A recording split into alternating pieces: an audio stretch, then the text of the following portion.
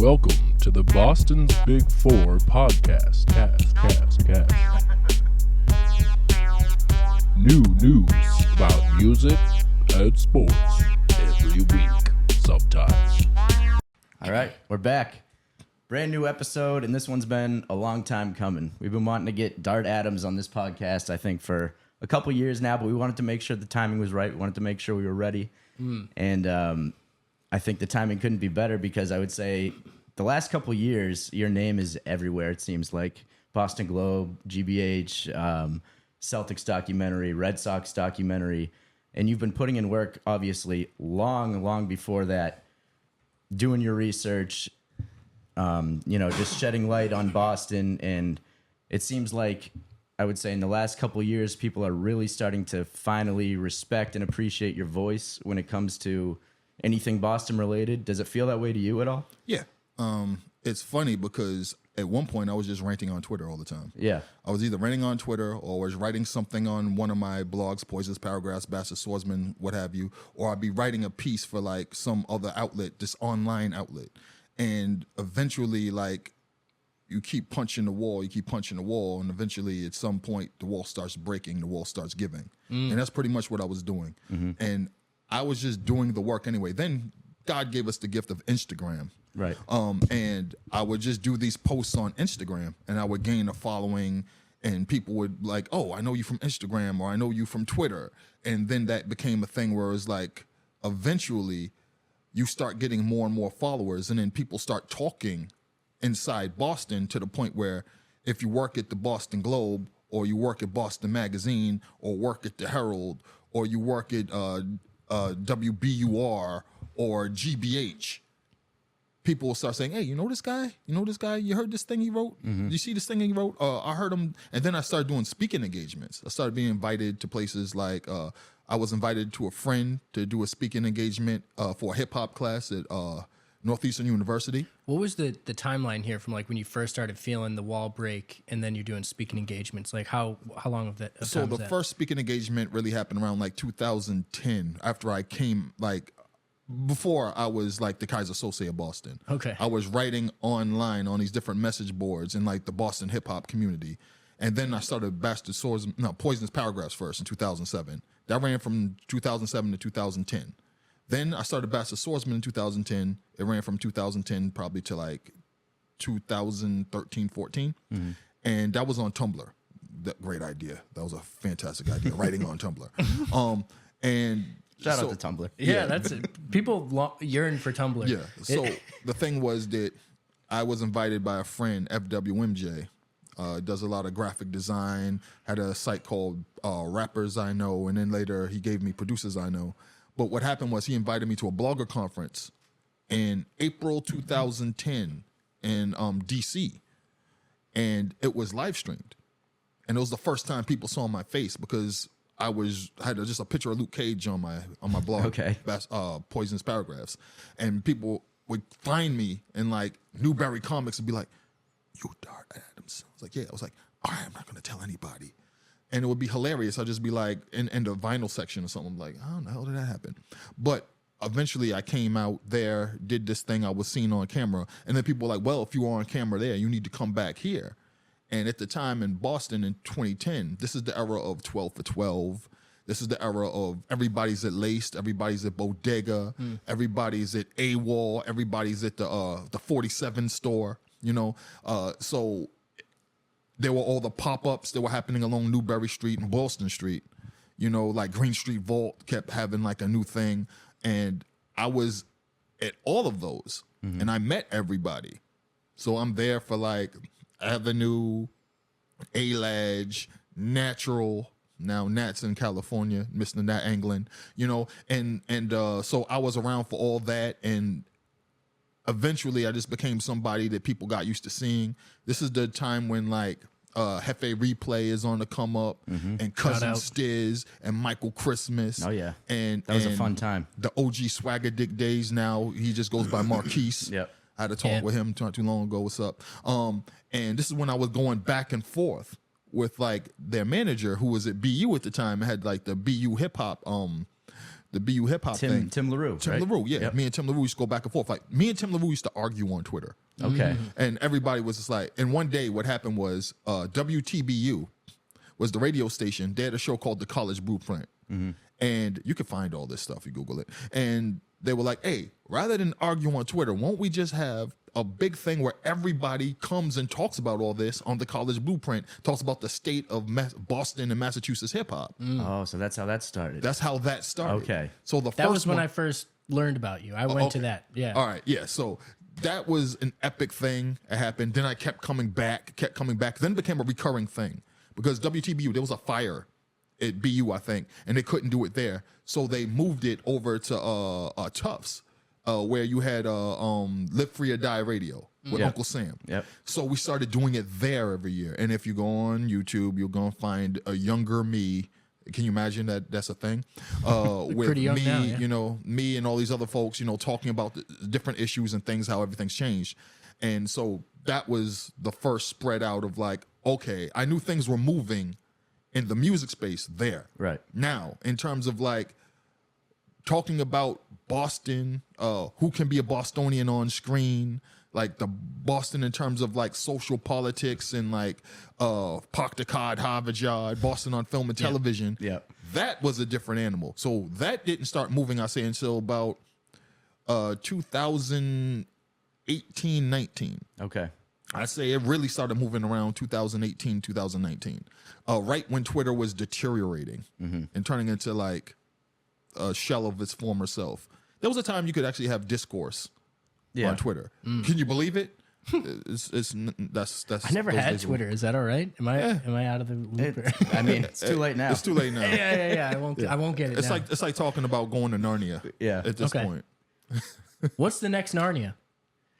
Is there ever going to be one? Do you or like is it Blue over? Sky? You're on Blue Sky, right? Yeah, I'm on Blue Sky. The thing about Blue Sky is pretty much for journalists. Okay. Okay, yeah. fair enough. And it's like when people on Twitter, a lot of people went on Twitter for jokes. They went on Twitter to kill time. I went on Twitter to get information. Right. I went on Twitter because I thought it was a micro blogging platform. Yeah. I went on Twitter because I wanted to build up my following. Yeah. And a lot of this shit boils down to economics. I'm not going to lie to you. When I started writing online, I had my blogs. The purpose of the blogs, I treated it like a rapper treats a mixtape. You get your stuff out there, you get known, you get seen, you get your name, and then finally you get a deal and you get signed. Yeah. The thing was that the landscape at the time was you could get on Complex, you could get on some other place at Up Rocks. You know, you get on here. You could probably write for Deadspin. You could probably write for Grantland. These places existed. Yeah. You could write over here, do this thing. There was so many places you could actually find somebody and said, hey, you know, maybe you could write for us. XXL was Yeah. still viable at the time. The blog That is era. funny. Yeah, that era, I actually really enjoyed reading articles. Like did too. and you'd get real information out of them before it all became AI, just blah, like whatever came out. Yeah. I don't know. There's certain times you ever read an article and now if it's AI written, you feel like you're just like your thoughts are going in a loop. It takes you back to the beginning and you're like, what's going on there? Yeah. I missed that. You learned a lot through those. Yeah. So that was the different landscape, and I was trying to get, you know, actual jobs writing there because when you start writing entry level stuff in the hip hop writing space, I'm using air quotes. It was the hip hop writing space. You know, it was hip hop journalism. No, it wasn't. And so What do you mean? No, it wasn't. Because it wasn't about hip hop. Did you happen to see his article? This is probably around that time, right? When you did the top 10 Massachusetts, Oh, that's right. Yeah. and then you got a lot of flack about it because Well, that's another thing I want to talk about is why you hate lists, and I also despise lists. it's hard to make them. I'm sorry to interrupt. Yeah. But that whole landscape, I was trying to get on to these different places because it's all about economics. The thing is that you get your Twitter following high enough so that you're going to get the job over the next person with 4,000, 5,000 Twitter followers if you have 12,000. Right. If you have famous followers, that gives you even more followers. If you're funny, it gives you another edge. Yeah. So I would like do all these different things. I would have all these different hashtags, and I would do these things to grow my Twitter following because I knew that I was going to be the person that gets the opportunity to write the piece. Because if it's about economics and you want somebody to come to the site and click through all these pages, because pagination was big, and click through all these ads, you got to be somebody with a name that gets people to the piece in the first place.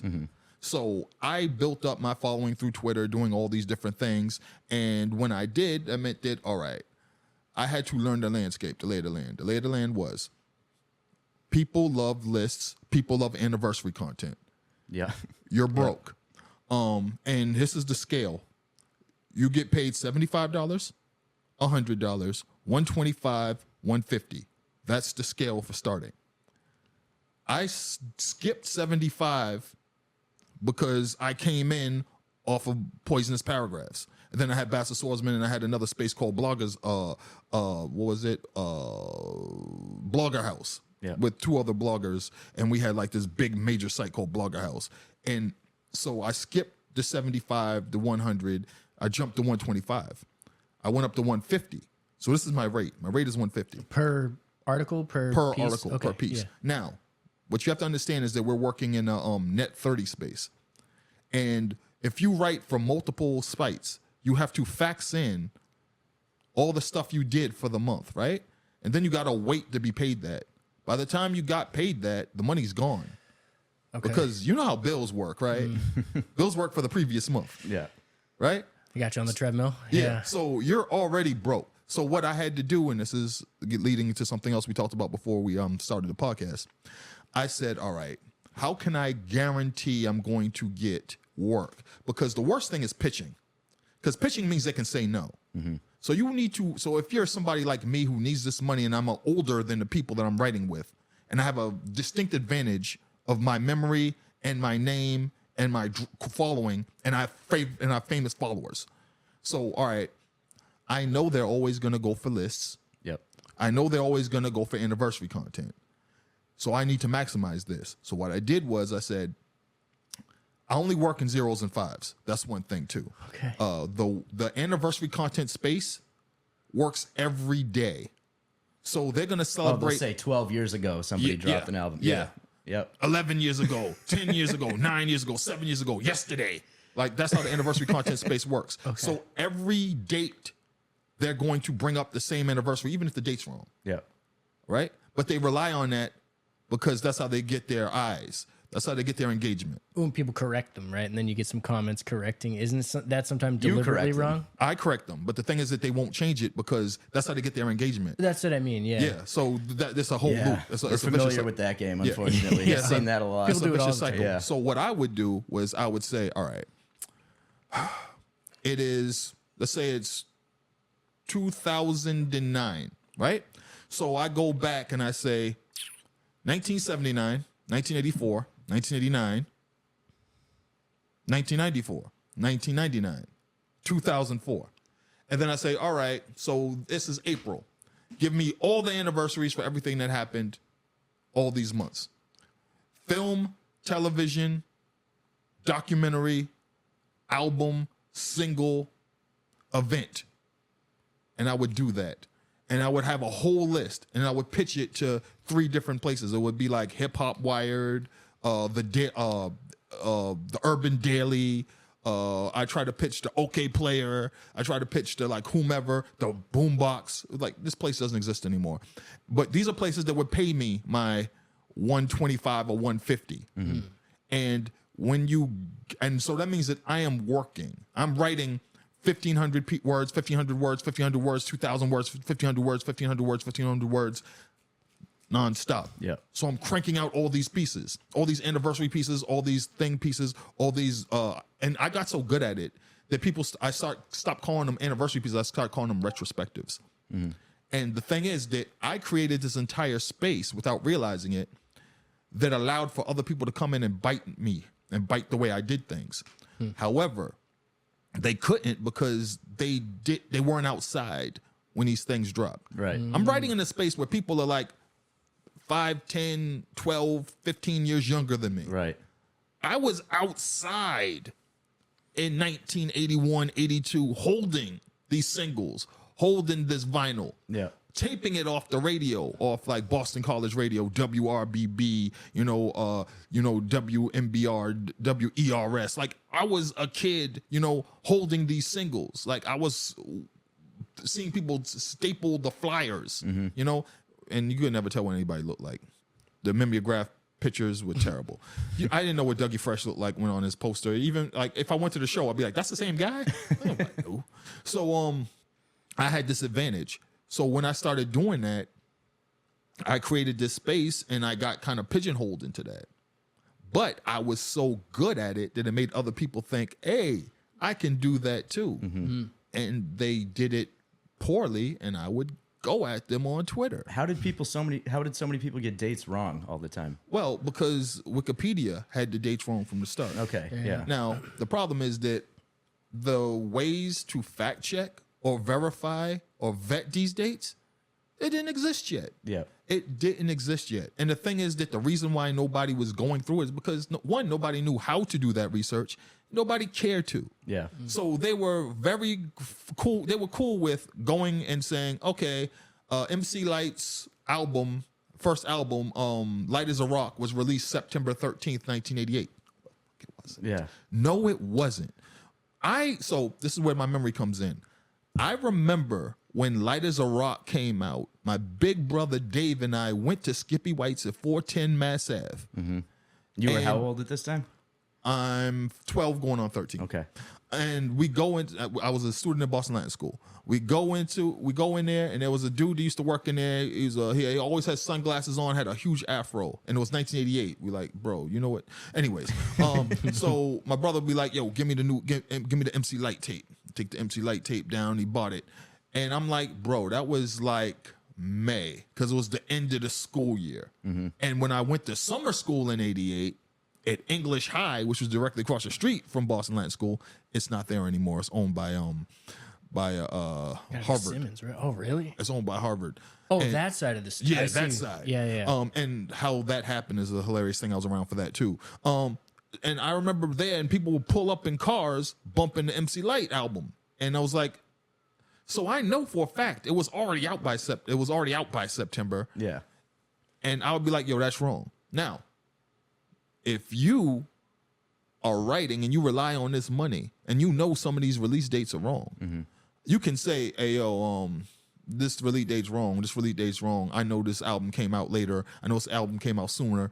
This album wasn't even out this year. This album didn't come out until the next year, early the next year. But you can't verify it at the time because you don't have, at the time, early on, this is like 2009, 2010, I didn't have the way to find proof. Like I didn't have these things at my disposal yet to be able to like, I can find proof that this, I just know from my memory. Yeah. So I'm stuck where I'm like, all right, I got to do these anniversary pieces. I got to put out this Doomsday anniversary piece on April 20th, even though I had a printed out sheet of paper from June 1999 and it was from Fondulum and it ain't there. Yeah. It's not out.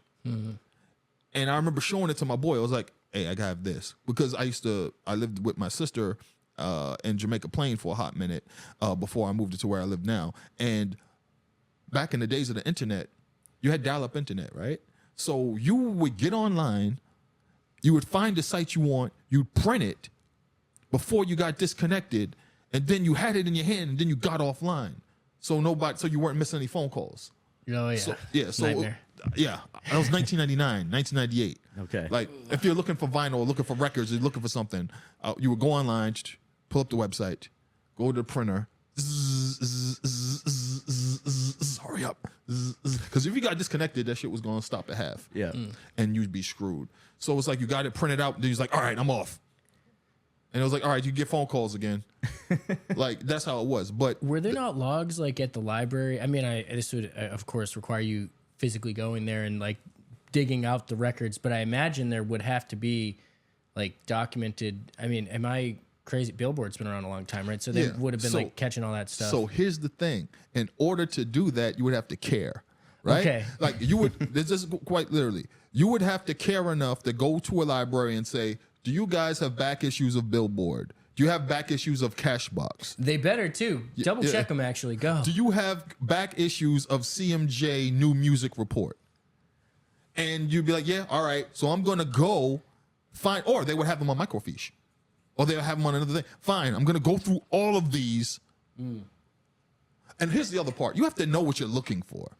Exactly. All right? Sounds like you did. Did you use Yes. these tactics? Yeah, I was gonna say. I absolutely knew what I was looking for. So what happened was eventually people would see like, yeah, man, you're right. But do you know that there are digital archives online?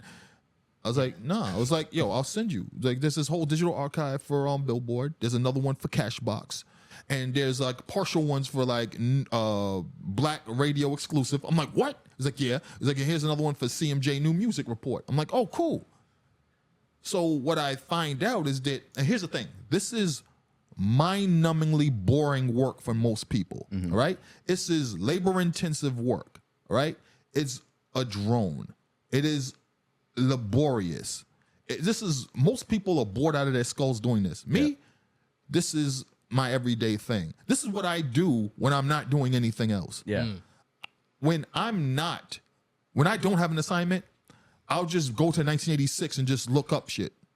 Just find stuff. It's like, oh, found that. So then later on, somebody hit me. It's like, yo, when did this album drop? When did this single drop? I'll have a screenshot in my phone. I'll be like, there it is. Yeah. And then I have the picture of like the date of it right there. And I just send it to him. It's like, did you have this? I'll say, I had this on my phone for 3 years. Because I found it just randomly searching at 3 a.m. And I was like, somebody's going to ask me for this at some point because it's a find. And then, so what ends up happening is that I would go back and forth with people on Twitter. And they would post the same thing every year, and I would prove them wrong every year. And then they would block me. Like, someone would be like, on this date, Grinding single was released. I was like, yo, Grinding had been out for 3 weeks already. Grinding was sent out as an advance on this date. It was serviced to radio on this date, and it was already on the play. It was already on the playlist, the countdown list, all this list. It was on the most played list. It was here, and then it was on the list for sales on this date. I was like, so everything you said here is wrong, and I would send screenshots, and then I would send links to the page, and that billboard, and then they would just block me. Because the thing is that they relied on that for people to engage. Yeah. And I was blowing up their spot. That. Because what they're not going to do is say, thanks, Dart, for getting that right. Now we're going to go fix everything because we care about the date. No, they care about the engagement. Right. Yeah, They don't care about anything else. It's just one of those things that they should know what they're doing. You know, it's like if you're trying to scam somebody and it doesn't work and they call you out on it, you're just, okay, that didn't work. You got to keep going. Like, do something else. I just can't believe how many like big pages there are that get stuff wrong constantly, and they still remain big pages, and people follow them for information. Well, because who are you talking about right now? Name names. Oh, I could name a lot. but they typically get their information from Wikipedia. Right. And the Wikipedia page, like people are like, why don't you fix all the pages on Wikipedia? I'm like, do you understand what that undertaking is? Yeah. And what has to happen is how much you have to shame somebody before someone goes and changes the page on Wikipedia to the actual, like, there are a lot of pages on Wikipedia. Like, if you go look up MC Light's album release now, it doesn't say September 13th, 1988, but that took 6 years. Were you part of that? Why they changed it? Probably. I'm the reason it changed. Yeah, I figured that. Yeah. You Like, can make if you- submissions, but I don't think they take them as easily anymore. I remember in the past, kids, we just mess around, like make Oh, yeah, you can whatever. change anything. Yeah. So But you have to go through processes, I think, now. But you did? What was it like? Well, basically, what I would do was I would go through the thing and I would like write all the background. Okay. In this issue of this, and this issue of this, and this issue of Billboard, and this issue of Cashbox, and this article written by them says that the release date was, or the ship date was, and then it would change and it would be there. But then sometimes somebody would come along and they would delete all of it because they rely on the date they have for like content and engagement. Like, I'll tell you, the biggest thing is that I kind of let it go. Was De La Soul saying that the album was released March 3rd, 1989. It wasn't released March 3rd, 1989. Yeah. The album was released in February, right? And the thing is that You're a huge De La Soul fan, right? That's your favorite rap group. Yeah, I think they're the greatest rap group in history. But the thing is that I also understand that 3/3/1989 has a very different meaning. 3 is the magic number, right? And I'm like, I get it. I'll rock with y'all on that. But the fact of the matter is, your album was released in February before Valentine's Day 1989. You know, like, I know for a fact. Yeah. I remember the day my brother and I bought 3 Feet High and Rising from Skippy White's, brought it home, played it. It was a half day at Boston Latin School, right? Like, I remember all that. And I brought up proof. I was like, this is the February 18th, 1989 issue of Billboard. And it says at the top of the rap charts, the album's out already. I was like, I talked to Monica Lynch. I have the screenshots. She says she found a postcard that said that the ship date was February 6th, 1989. And I'm just like, if the ship date's February 6th, 1989, then I'm right. Yeah.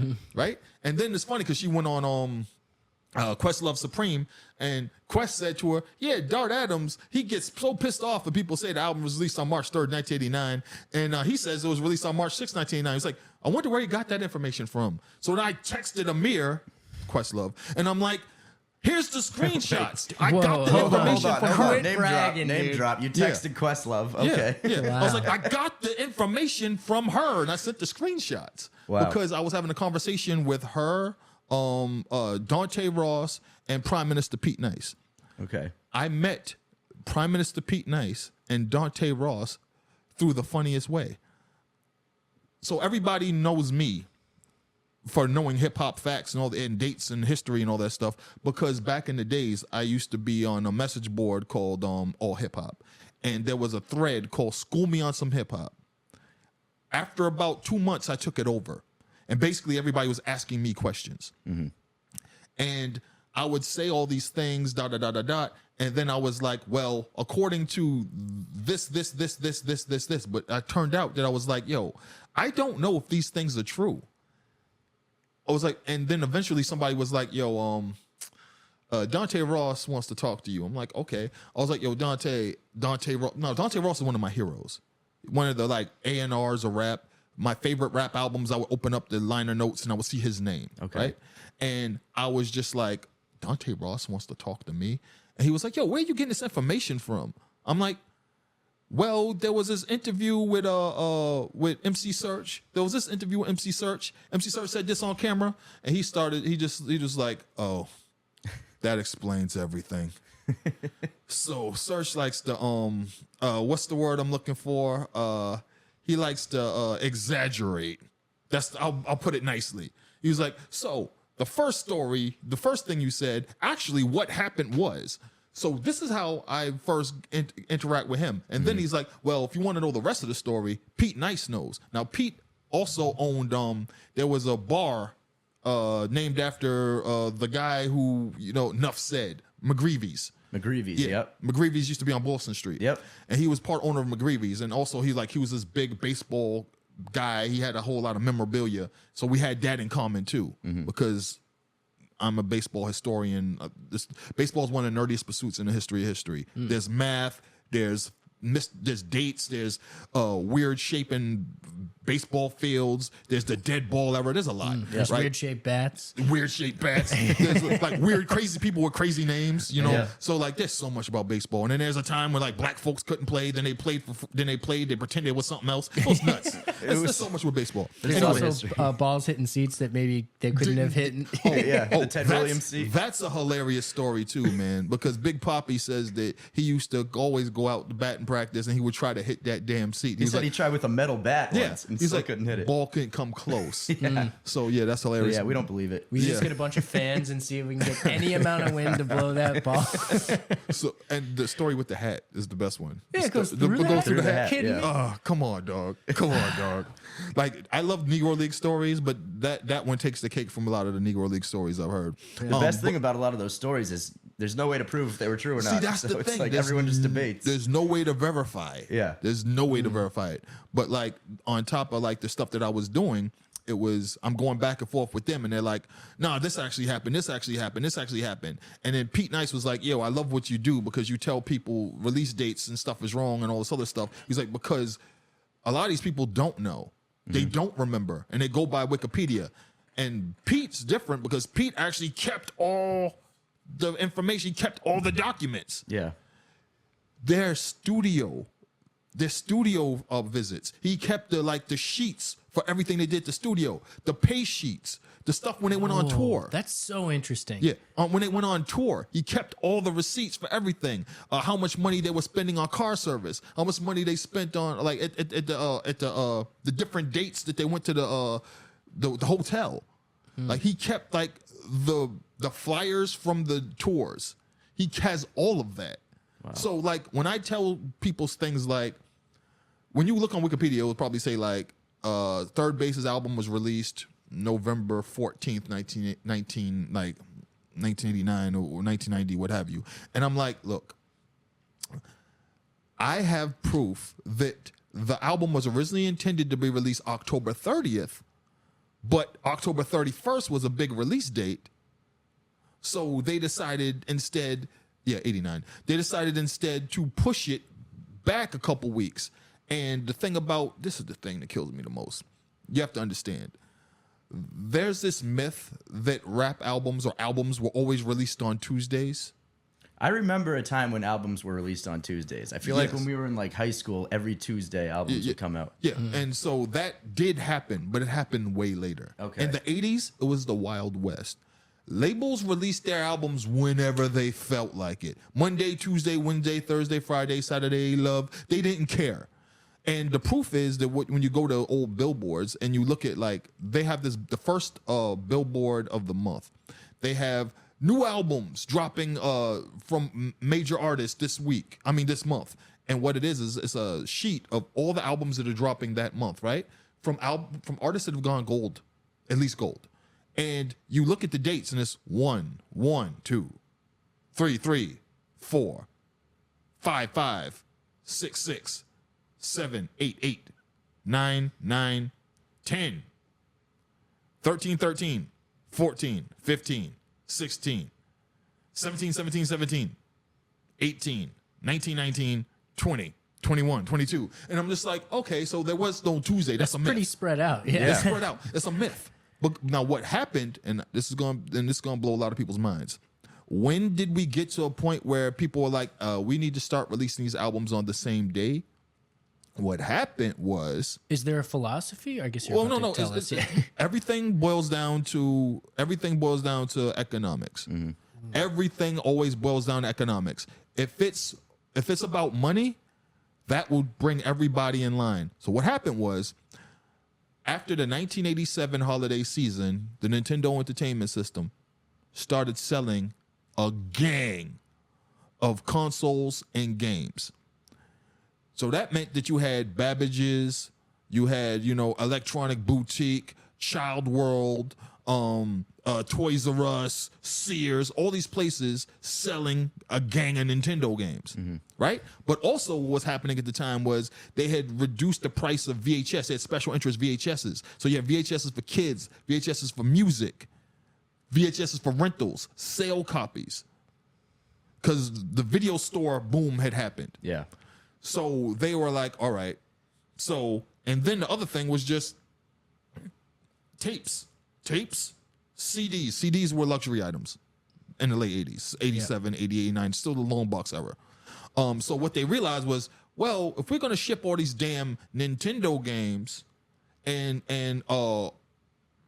CDs or like PC games, we're going to ship all these VHSs and we're going to ship all these cassette tapes and CDs and stuff. We need to start shipping these in fewer trucks. And so that means we need to come up with a ship date.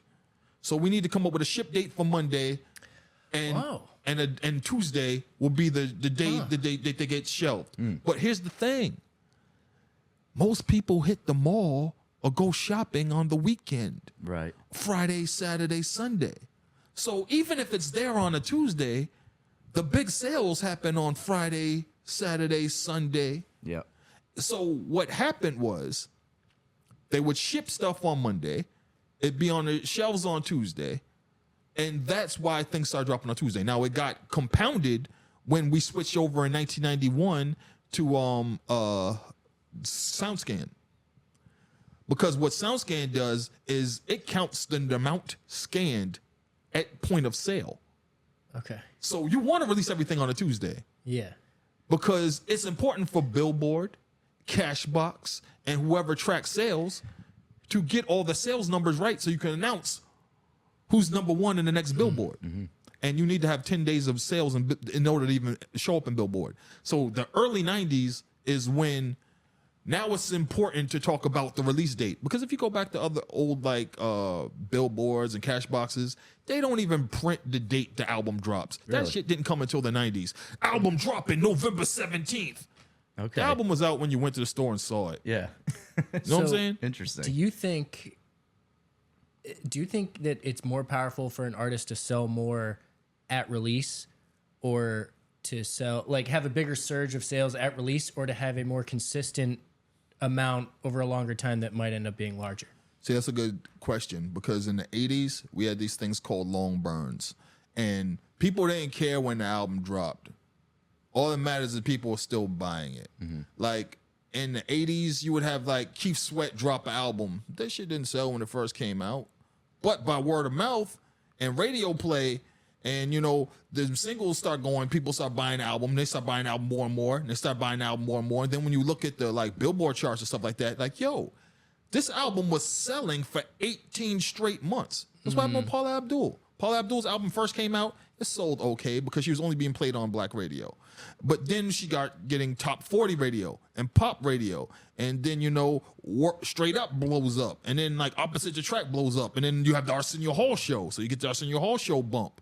This is something that really existed. When you performed on the Arsenio Hall show, you would go look at a trade magazine the next week.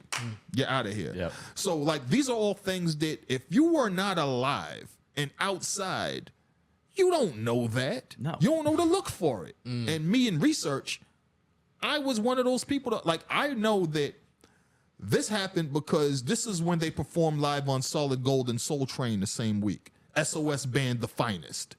Because I was watching it on my couch with my brother and my sister in 1986. That is some wild shit. Because everybody's not going to know that. Right. I know it because I recorded it off Right. TV. And I remember doing it. Because you remember everything. And I remember the conversation. Do you still have these things archived? I feel like, especially with like AI, which I want to ask you a little bit of AI, because that would make your job easier to pick some of this stuff out. You can sort of summarize the thing you're talking about, goes through your archives. You can pull it out, show someone, here's my evidence to whatever. Like, helps you kind of be a little, saves you some administrative work, I guess, because you've done a lot of it and when it was harder to do. So, I mean, so I have in my closet. So for big disclosure, everybody in Boston didn't have cable, right? Like, cable penetration was low in the mid to late 80s. But we had a lot of. do you mean like it wasn't available, or people just weren't getting it? It wasn't available. That's okay. Like, yeah, that's what I in my neighborhood, South End, Lower Roxbury, somebody 3 blocks away could have cable. I didn't. Someone 3 blocks that way could have cable. I didn't. So my neighbor might have cable. My boy who lived in Methunia Manor had cable. I couldn't have cable. Weren't there cool tips and tricks to make that work? There's probably a statute on that, but So that's about something else. I could talk about that too. But specifically what happened with me was I didn't get cable until it wasn't available until like the holiday season 1990. So everybody started ordering cable right after Thanksgiving. Between Thanksgiving, some people like down the street were like pre-ordering Thanksgiving. So right around Christmas.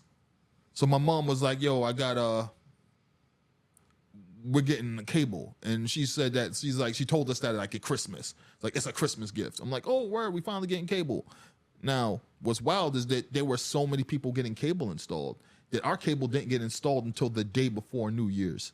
And the cable guy was like, I've been working like full shifts, all this stuff, because this is the first time like this whole stretch like Mass Ave all around down from the hospital is finally getting cable. Yeah. I'd be thinking you're 5 days late. Yeah. But But it was crazy because so when I got cable, as soon as we got cable, we realized, so we had a player, a VCR, and then we had a player. So you had a thing you put the tape in and it just plays, but then you had the VCR where you could pause, record from different channels and also from your television that- monitor. Oh, on the VCR attached. Okay, on I the was VCR like, attached. that's like so you had ahead the of its- player at the top, and then you had the full VCR at the bottom. Yeah. Because having 2 VCRs back then was, do I sell drugs?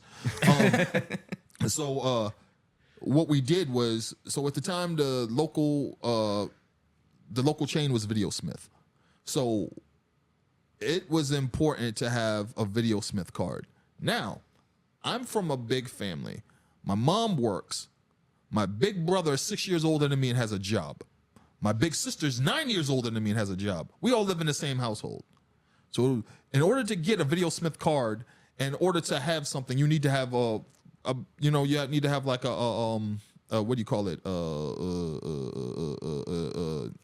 Not a debit card, but a credit card. So you need to have a Gotcha. credit card, right? You need to have a credit card. They all had credit cards. So that Even means back then, I feel like credit cards were kind of a new thing. well, right? it was rare. That's why so few people really had, rental. Because accounts. rentals you could run off of it, so they need to charge you. So That they need to makes charge sense. you. Yeah, so yeah, you yeah. need to have their card on file. So my mom had one, my big sister had one, and my big brother had one because he was a college student.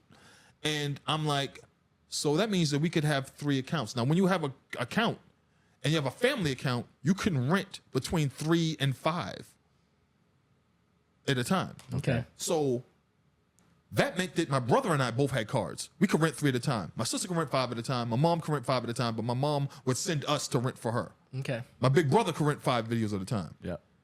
And it's on 3 different cards. So we were like, hey, yo. And then you got to remember, they started renting Nintendo games out. Oh, I might pull it out somewhere. I rented a game from Blockbuster so many times, we ended up just straight up buying it off them because it never left my house. I have the case and we wrote on it. We were like, we bought this, so I didn't return it by accident. That's funny. Crazy, sorry, but yeah, Yeah. that I remember renting video games. That's So wild. what would happen was we would rent stuff and we would just like dub it. So what we have to do is we have to buy tapes. Yeah. Then we just start stealing them. We would go to the mall. We'd go to Copley Mall, just go upstairs and just boost tapes. So we have mad tapes. Yeah. So what ends up happening is first I'm recording tapes, that I'm renting and stuff like that. So we're keeping that in this case. But then what happens is we get cable. Now I'm recording MTV, BET, and other things that are happening, games. I got ESPN now. We got Sports Channel now. You still have this stuff? So I have an entire crates upon crates upon crates of videotapes going back to 1991. Well, we got to work on digitizing this. We're going to talk off air. Yeah. That's- So yes. And I recorded between 1991 and 2008. The last tapes I recorded were 2008. I think the last thing I recorded was the Celtics winning the championship off TV. 2008? In Wow. 2008. And before that, the Patriots, I recorded all the Patriots championships leading up to that. I recorded the Red Sox in 2004 and 2007. So I have all that on these tapes. Yeah. So yeah. It's awesome to have your own version of that. Were you still using the VCR, or by 2008 were you on like the DVR stuff? I was still using the VCR. But I was At least also you physically seeing. have it. That's what. Oh yeah. Yeah. But also like the thing was that I was so I was recording stuff on the DVR because I had cable, digital Yeah. cable by then too. But I don't know if you can get that off though. I think it's just in the. I in there. lost all that anyway because my cable got disconnected at some point, and that's a sad story. But Reverse shout out cable. Honestly, I'm sick of it. I just have internet. I'm streaming only. so the whole thing was that I still have that archive. So what I will do is I'll go like in the closet, go through tapes of and the thing is that I know 1994. Oh, also I wrote down what I recorded on each tape. So I have this thing where I go through, I was like, all right, this tape from 1991, what I have recorded. This tape from 1994, what are the videos I have recorded? So I know when albums came out based on when the order the video was recorded, because what I started doing is I started putting the dates on each tape. Yeah. So March 27th, 1998 to May 15th, 1998, Okay. That's that tape. And then so I know when things happen. So I have stuff on tape that I'm like, I know it existed and I know it happened because I recorded it, but it hasn't been digitized, right? So I'll tell somebody something happened, like that never happened. I was like, I guarantee you I have it. I got the tapes. I have the tape. It just needs to be digitized. Have you ever been Mandela affected? Like you're misremembering something that other people are for sure is not true. And have you ever found yourself in a situation where you believed it 100% and it wasn't what you thought? What has happened is I've conflated two things. Okay. I've conflated two Very things easy to do, yeah. that both happened, but in a different manner. Right, okay. And they both happened in a close space. Yeah. So it's easy to confuse them for each other. But it hasn't taken me long to discern which one is which. Yeah. So it happened at first. I'm like, this happened. I was like, nah, that's not what happened. I was like, wait, are you sure? Because I'm like, I know it happened. I know this happened. He's like, no, those things both happened, but they happened here and here. I was like, oh, wait. Because this happened and this happened, so it was two separate things. He was like, "Yeah." So that's happened, but it hasn't like been something where it's just like I've gone on saying that this happened, and people are like, "Nah, dog, you don't remember that, right?" You know, because that would be shaky. People are like, "Damn, he's falling off," you know? Yeah. That's. I mean, we've jokingly called you a human encyclopedia before. Yeah. I don't even know if about- it's a joke. You know everything. I would Not put you even up jokingly. Like talk about how good your memory is, and when you realized you had such a good memory, because we were talking off camera, you remember conversations from when you were 3 years old, entire conversations. Yeah. So there's this thing called eidetic memory, or they call it photographic memory. I don't like either of those really. But what I need to explain to people is that everybody's memory doesn't work the same way. Like there's a woman, Mary Lou Henner, who was on Taxi. Mary Lou Henner's memory works in the way that you can say what the date was. She can tell you everything that happened that date, what date of the week it was, what she did, what she was wearing, all that. And who wants to know all that shit? That's the way her work. The way mine works is I remember things happening. I remember conversations. I remember what I was doing.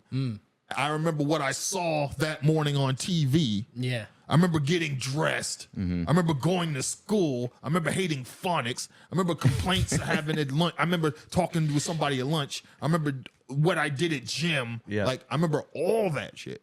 But I have to work backwards to figure out when that was. Okay. You know what I'm saying? So I know that I can work backwards, and I'm like, all right, so that's 1981. Now, this is wild too, because I knew that I was a kid. It was summer. It was before I started at the Blackstone, and I saw a TV show about hip hop late at night. And I know I saw Curtis Blow. I know I saw Rocksteady Crew. I know I saw a bunch of people rapping. And I know like this happened. But I'm like, I have to work backwards to figure out when it was. So I know this happened, but I don't know the date. And then like doing research, I find out 1981, the first ever telecast that showed hip hop on TV was July 9th, 1981, ABC 2020. That's what you were watching. And that's what I was watching. Wow. And when I find the YouTube, I'm like, this is what I saw. And I remember it.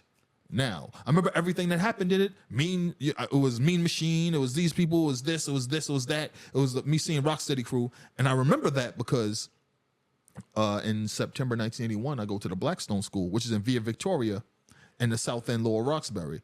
And I go to the school, and there's this kid, Fred, in my class.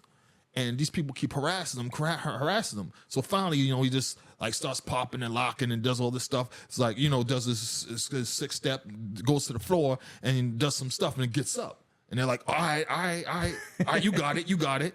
And I'm like, yo, where'd you learn that? He danced his way out of a fight? Is that what you're saying? Well, they were harassing him. Oh, so to he do would that. fight, so he would do it. Okay. Yeah. I'm like, oh my God, he's getting bullied like No, they were bullying him and into dancing. Yeah. Okay. Because he was so nice at it. And I was like, where'd you learn that?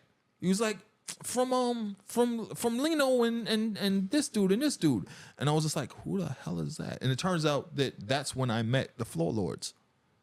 I met the floor lords at the because they lived around the Blackstone School and they were teaching kids how to b-boy, how to dance. And I was like the second or third wave of kids that used to dance with the floor lords, that they were teaching how to break and trying to make them understand what to do. Like, don't go to the floor during Danger Zone by Kenny Loggins. Like, what are you doing? You know, let's hear it for the boy, because you see it in the video. Yeah. And like they're going, let's hear it for the boy. And somebody's doing a backspin. It's like, you have to understand, they got paid to be in that video and they didn't want to see them, like, you know, do the King Tut.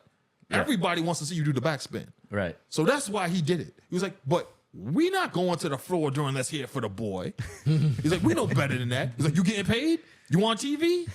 He's like, no, you don't need to do that. And so he would try to explain to us, it was like, when you watch Solid Gold and you see Stoney Jackson and the other white dude, him and the white dude, they used to do the breakdancing things, and they play What a Fool Believes, and they start popping, locking, and they go to the floor and then they do a backspin. He was like, you don't ever do that. They get paid to do that. And that's all anybody wants to see. Yeah. He's like, if you ever do that, people will laugh at you. You know what I'm saying? Because there's the culture, and then there's what you're paid to see. And then, like, he was explaining to us, like, you know, you had exhibition crews. Like, I'm getting into some real hip hop shit here. So you had Rocksteady crew, which kind of turned into exhibition crew after a while. But the real exhibition crew was the New York City Breakers, because they did what we call power moves.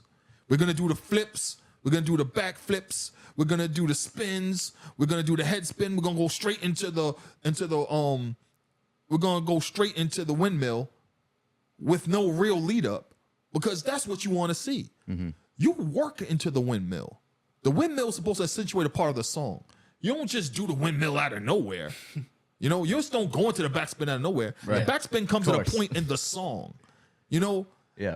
Like, you don't need to do a 1990 just to do it, but a 1990 is the suicide is a straight front flip. Okay. And it's like, you don't need to do that.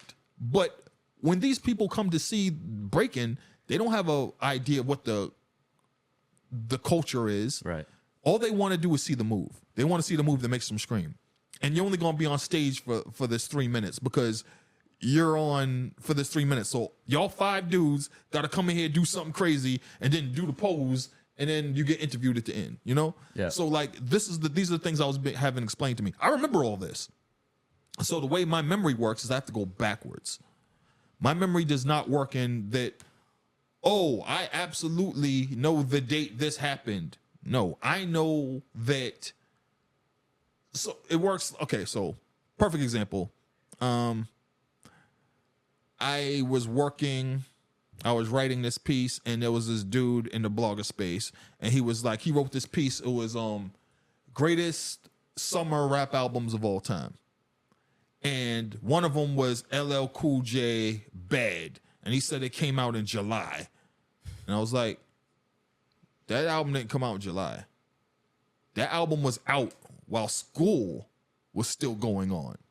I know, because we played the tape in the bus to Whalum Park when I went to the Timothy. Yeah. At the end of the school year, we were playing I Feel Good, ooh, about candy. I feel good. And we had it, like, we were playing it on the bus ride to Whalum Park. Whalum Park doesn't exist anymore, guys. And I was like, I know that it was out before July. Yeah. And then the other thing was, like, he's had this, like, thing. I was like, I know for a fact that this Heavy D and the Boys Big Time album dropped in June, because my cousins in Mount Vernon were playing us the album over the phone. And then when it finally dropped, we went to buy it from Nubian Ocean. So, like, I was like, school was still on. It was before summer school started. And so I knew that. But I just didn't have the resources to go and find the date. Right. You know, but I knew that. So you remember, like, certain moments from your life, and that helps you remember dates. Yeah. Like, I remember full things. Yeah. Like, it's not just like, I have a vague memory of, no, I could tell you what I was doing, where I was going, who I fought with, what my boy's name was. Like, it's everybody on planet Earth is lucky that I'm not a petty person. Because I remember got every receipts. time somebody wronged me. Yeah. Remember every time someone talked shit about me. Yeah. And sometimes I still see the person. And it's funny because I joke that like having a memory like mine, you have to fight every day to still like humanity. But the funny thing is that like I remember the shit I did wrong too. So like when someone's mad at me or someone's like short with me, I know why. Like there's a dude in my neighborhood, I think the last time I saw him was 3 years ago, and he's still kind of mad at me because I traded him. I made an uneven Nintendo game trade. I traded Trojan for Mach Rider, and Mach Rider is one of the worst Nintendo games of all time. And I said, you can make your own tracks. Oh my God. And he traded me Trojan. And Trojan is one of the rarest Nintendo games. And it's also dope. But it's like it's hard to know that though. Those games are like but again, I'm somebody that like there was this place called Teddy Bear Arcade. Teddy Bear Arcade, like I want to do a documentary about Teddy Bear Arcade. It was like one of the unique cases in Boston history. It was like right there in the middle of a bunch of gang territories, but it was neutral. Right? It was like you had the kids that went to what was the name of the school? It was Don Bosco on the edge of Chinatown. You had the kids that went to Don Bosco. You had the kids that went to the Quincy, which is also right next to it. You had all the kids from Tai Tung Village, Castle Square, Emerald Court, but also all the kids from Mass Ave Towers. He's in Chinatown. But you had all the kids from the South End, Lower Roxbury going there. But you had the kids from Northeastern and Emerson would come there. And then you had grown men up in there. You had thugs, you had the gangsters, but also you had the straight up nerds. And everybody would be in there like was the Warriors when they visited, when they came at the nobody's wasting nobody, right? Like it was crazy. Like I remember there was a dude named Owen. Owen was the only person. Owen was so nice that Owen got a stool. That sounds like an Owen. Yeah, it does sound like an Owen. Owen, who's this black kid, he had a stool. He was the only person who could play in the arcade and have a stool because he would be playing for so long.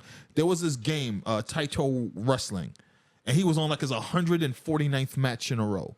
And he was just winning and just winning and just winning. He won the championship over and over and over again. And I'll never forget, someone tapped Owen on the shoulder and said, "Hey, yo, we got to go, oh." He's like, all right. Hey, yo, little man. Saw you. And I'm like, what? He's like, yeah, go ahead. All you gotta do is pin him. So I pin him. 1, 2, 3. Dun, dun, dun, dun, dun, dun, dun. So it's match And there's 150. somebody else that you were playing against. You just jumped in and just finished. Well, no. He's playing the machine. Oh, He's it's the playing machine. I the thought it machine. was versus people. Oh, Okay, hell okay. No, I would have got my ass whooped. I was a kid. And so I'm playing and I'm on like match 152 and people coming up to me. It's like, yo, you on match 152? And someone was like, he ain't on match 152. That's Owen hilarious. did the first 149. Matter of fact, take that stool. Get off that stool, kid. And they called a dude over and they like gave him the stool back. And I was like, oh, great. I lost. And so it's like, I remember stuff like that. So like my memory works that way. Like I remember going to old places like Crystals. My brother would bring me to Crystals to buy sneakers. Well, I wanted Adidas, but he wouldn't he wouldn't get me Adidas. Mickey Finn's, which was another spot. I would always be in I would go to Harry the Greeks, Alpha and Omega. Alpha and Omega no longer exists. Harry the Greeks no longer exists. I remember the elevated train line, the original orange line that used to be in the air, and you would ride it and you would hear it creak when it came into a station, and sometimes you would feel like you would fall off. It was like a ride. But yeah, man, my memory is wild because I remember full conversations, full events that happened, full TV shows. I remember old commercials from like 79, 80, 81, and then I will go on YouTube and I will look it up because I know I remember it. Or I'll ask my brother. How often do I do that to you? With What? like a commercial or like a show? Yeah. I'm like, do you remember this like song from that show? But see, what you also got to realize is that before YouTube existed, I was gonna say you must have loved when YouTube came out. Oh, Yeah. it was validating, Vindicating, It was super yeah. validating and vindicating. So before YouTube or eBay or before any of these other things existed, you would have to remember something. So I worked at a lot of record stores. I worked at a lot of video stores. And what would happen was people would come into the store and they'd be like, hey, so there was this toy, right? It was called Big Track. And you had a controller and you could tell it to do stuff and you could give it commands. Do you remember Big Track? because there's no way for anybody to. Nobody has a catalog. Nobody. There's no YouTube. It's like 1996, 97, 98, right? So you have to find somebody who remembers the big track existed, and they make it. And no, you're not crazy. My cousin had a big track. Yeah. He could program it to do stuff. He put like drinks on it and bring it to dad. Yeah. And it was like, there was an episode of Different Strokes where he had a big track. Yeah. Arnold had a big track. So this is how it was back in the day. Yeah. Right. And then like, also, let's say that like what happened was I was a kid. I was broke. I didn't have money. So there was this book. The Robotech used to have these art books. Robotech Art 1, 2, and 3. The older kids would have these Robotech art books. They were published by a place called Skyblaze. They cost $16.95. Go look up what $16.95 was in the inflation calculator Sounds like a lot. in 1987, 1988 versus what it is in 2025. I didn't have that kind of money. Yeah. Now, I'm an adult, and then eBay exists now, and I can go to a used bookstore, and now I'm searching for this book that I couldn't buy and I couldn't have back in the day, right? $16 in 1987 is worth $45.63 today. Yeah. So I'm going back and forth and I'm finding all this stuff that like I couldn't have back in the day, right? But the reason I can do is because of my memory. I remember these things I didn't have in the 90s or the early 80s. And so that's another reason why sneaker culture is the way it is, because people like, I couldn't buy this sneaker. I couldn't have this Jordan 3 or this Jordan 4 or this Jordan 5. Now I can have a bunch of them, but it's not worth having them because they're bricks, you know? So it's like, it's wild. But like, that's how my memory works. But it works for me in journalism. It's it works perfect for journalism. and fact checking, because I know what I'm looking for. Research is hard. Research is arduous. Research is labor intensive. Research is boring. Which is why most people don't want to do it. That's why most people don't want to do it, but they also don't know how to do it. Right. I know what I'm looking for. And also, I have all these different resources at my fingertips, and I find more and more as time passes that makes the job easier. And also, I've been doing this for so long that you could be like, yo, I'm trying to find this. And I'm like, bro, I just go back to my notes and I'm like, this is 1988. These are the singles that dropped. This is the albums that came out. And I know for a fact that like NWA didn't release Straight Outta Compton in August 8th, 1980, like 88, because I have the sheet from the source where they thought it was going to be released before Easy Does It. And I know for a fact the photo shoot for the promo pictures that were used after it dropped in February 1989 weren't even shot yet. You know? Wait, so Straight Outta Compton came out in 89? Yeah, Straight Outta Compton came out in February See, I 1989. always thought it was 88. Nope. I've been told the wrong thing. Yeah, Straight Outta Compton was released in Okay. February 1989. And the wild thing is that it was released right around the same time as 3 Feet High and Rising. Okay. And when you look in the Billboard, they're reviewed at the same time in the same column. Wow. Yeah. And I've put all that on my Instagram and on Twitter, which has been long deleted, but I have all my archives. I have all Twitter archives. It's in 3 parts and it's massive. So Yeah. you have everything from Twitter still? Yeah. Okay, Yeah, good. I have it all. And I know where There's everything too much is. good stuff in there. It's 15 years and I know where everything is because my memory is I know when I wrote something, Yeah. which is stupid. That's pretty crazy. Well, it's nice that you're a reliable source because, like you said, Definitely. a lot of people are not going to put in the work. So to have someone like you that's also reliable, that's not going to give me the wrong date, that's not going to type a name wrong or something just because they want more comments on their post. You're going to give me the real information, and you'll tell people that they're wrong. And that's Yeah. And with the and then that plus time, which you've put that work in too, I would put you as the authority. For almost, I don't know. I would have you say encountered you're anyone more that's similar? trustworthy than any media source that I can think of. Yeah. Have you come across a peer that you would say like is on a similar level?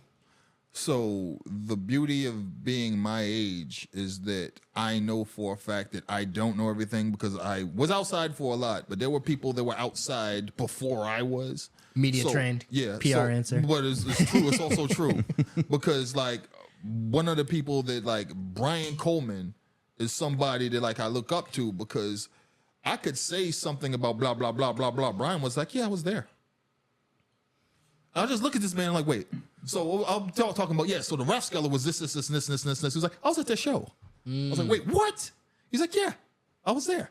And I'm like, hold on, Brian. Wait, what?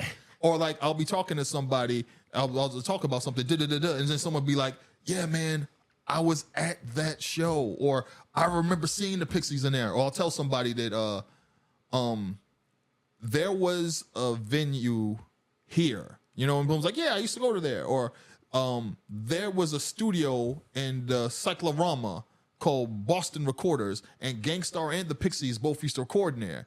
And I was like, I'll show pictures or something. And someone was like, yeah, I used to go by there. I used to hang out over there when so-and-so did shows. So there's always somebody who's older, who is outside, who can give me more insight. And yeah, there's definitely people that like I look to and I'm just like, hey, so I don't know what, like once I wrote something, I was like,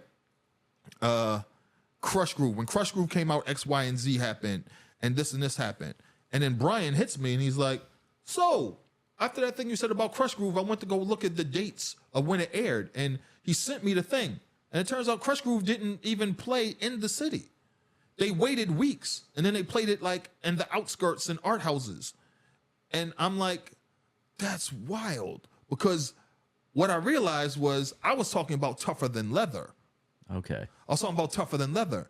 And he's like, so when did you first see Crush Groove? He's like, you remember the first time you saw Crush Groove? I was like, yeah, of course I do. I was like, I first saw Crush Groove when my big brother Dave brought over a VHS tape from from his boy Troy, who dubbed it. And me and my brother watched it in our living room for the first time. And I remember being in shock because Sheila E. slapped Run. And Run was like a superhero. I was like, oh my God, she slapped Run.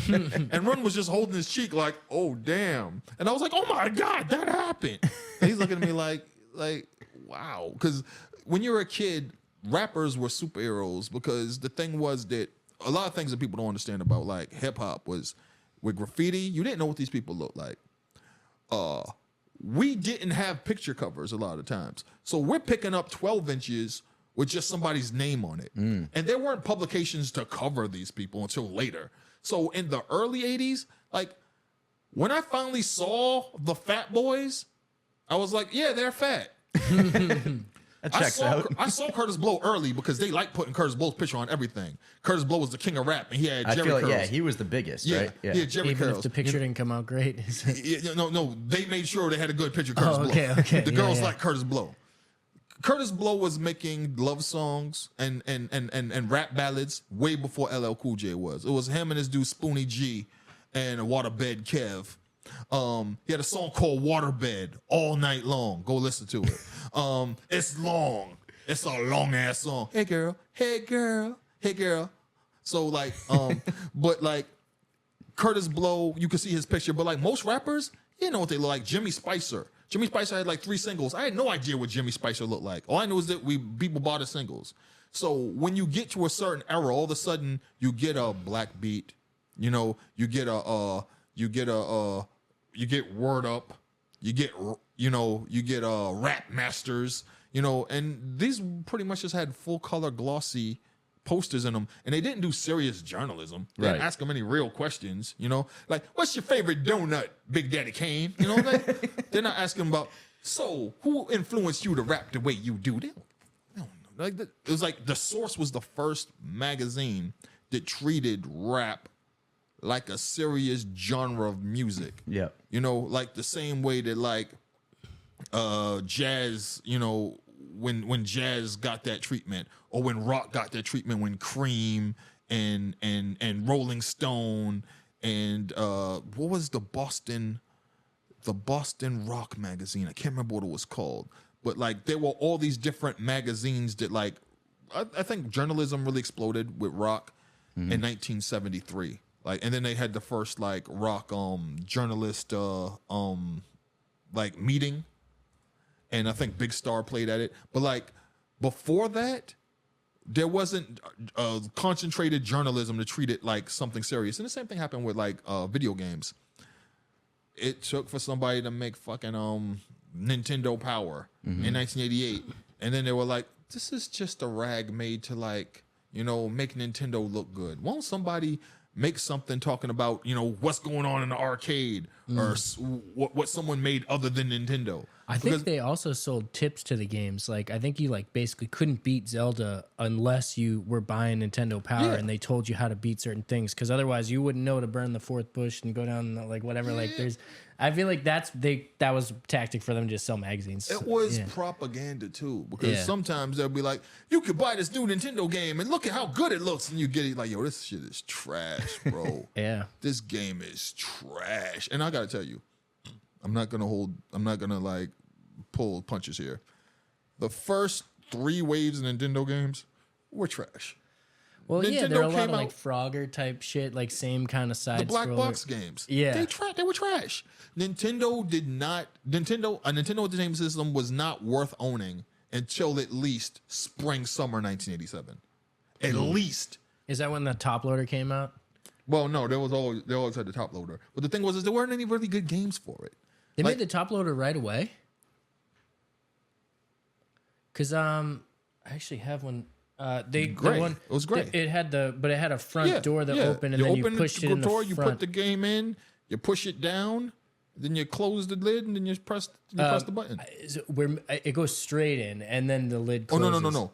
It went in down at an angle. So you put it down at an angle, then you pushed it down. Yeah. Then you closed it. Then you pressed the button. That's the top loader, though. And there was nothing to close on the top loader. It just sticks out the top of it.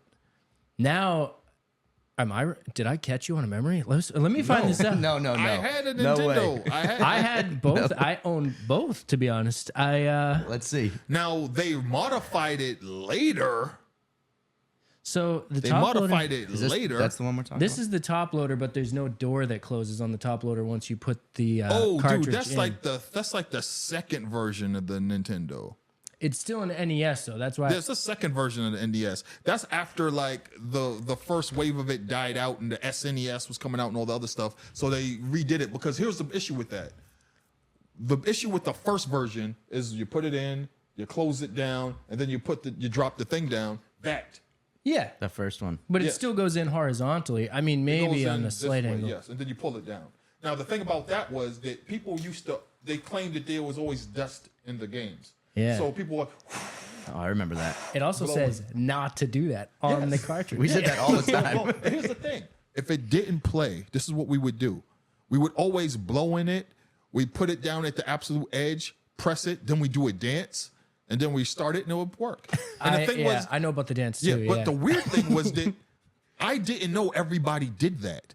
Okay. And then you go over somebody's house and it was like they would blow in it, they do the thing, they dance around the cartridge, and then they put it in, and then they would start playing. I was like, you do that too? That is so funny. Who told y'all to do that? And then somebody said, yo, I went to it's like, yo, I went to I went to Seattle and hang out with my cousins, and they had a whole routine that they did. And I was like, who told y'all to do that? And we didn't interact with each other. Nobody told us to do that. Back in the day when everyone believed the Marilyn Manson I was going to say, that was when we were in elementary. elementary school, and there were rumors that went around every elementary school in America somehow. We I don't know all how had the same rumors. There was some older brother that just traveled real well, and he told everybody. But yeah, that is such an interesting. Are you talking about the one with the rib? Yeah. Okay, the so Marilyn Manson one. here's funny. Here's what's funny. That rumor originally was about David Bowie. No way. All that right. rumor was originally about David Bowie in the 70s, that he removed his ribs so he could suck his own dick. Nice. Is that what it was? That is what it was. That's hilarious. That is what it was, yeah. Yeah.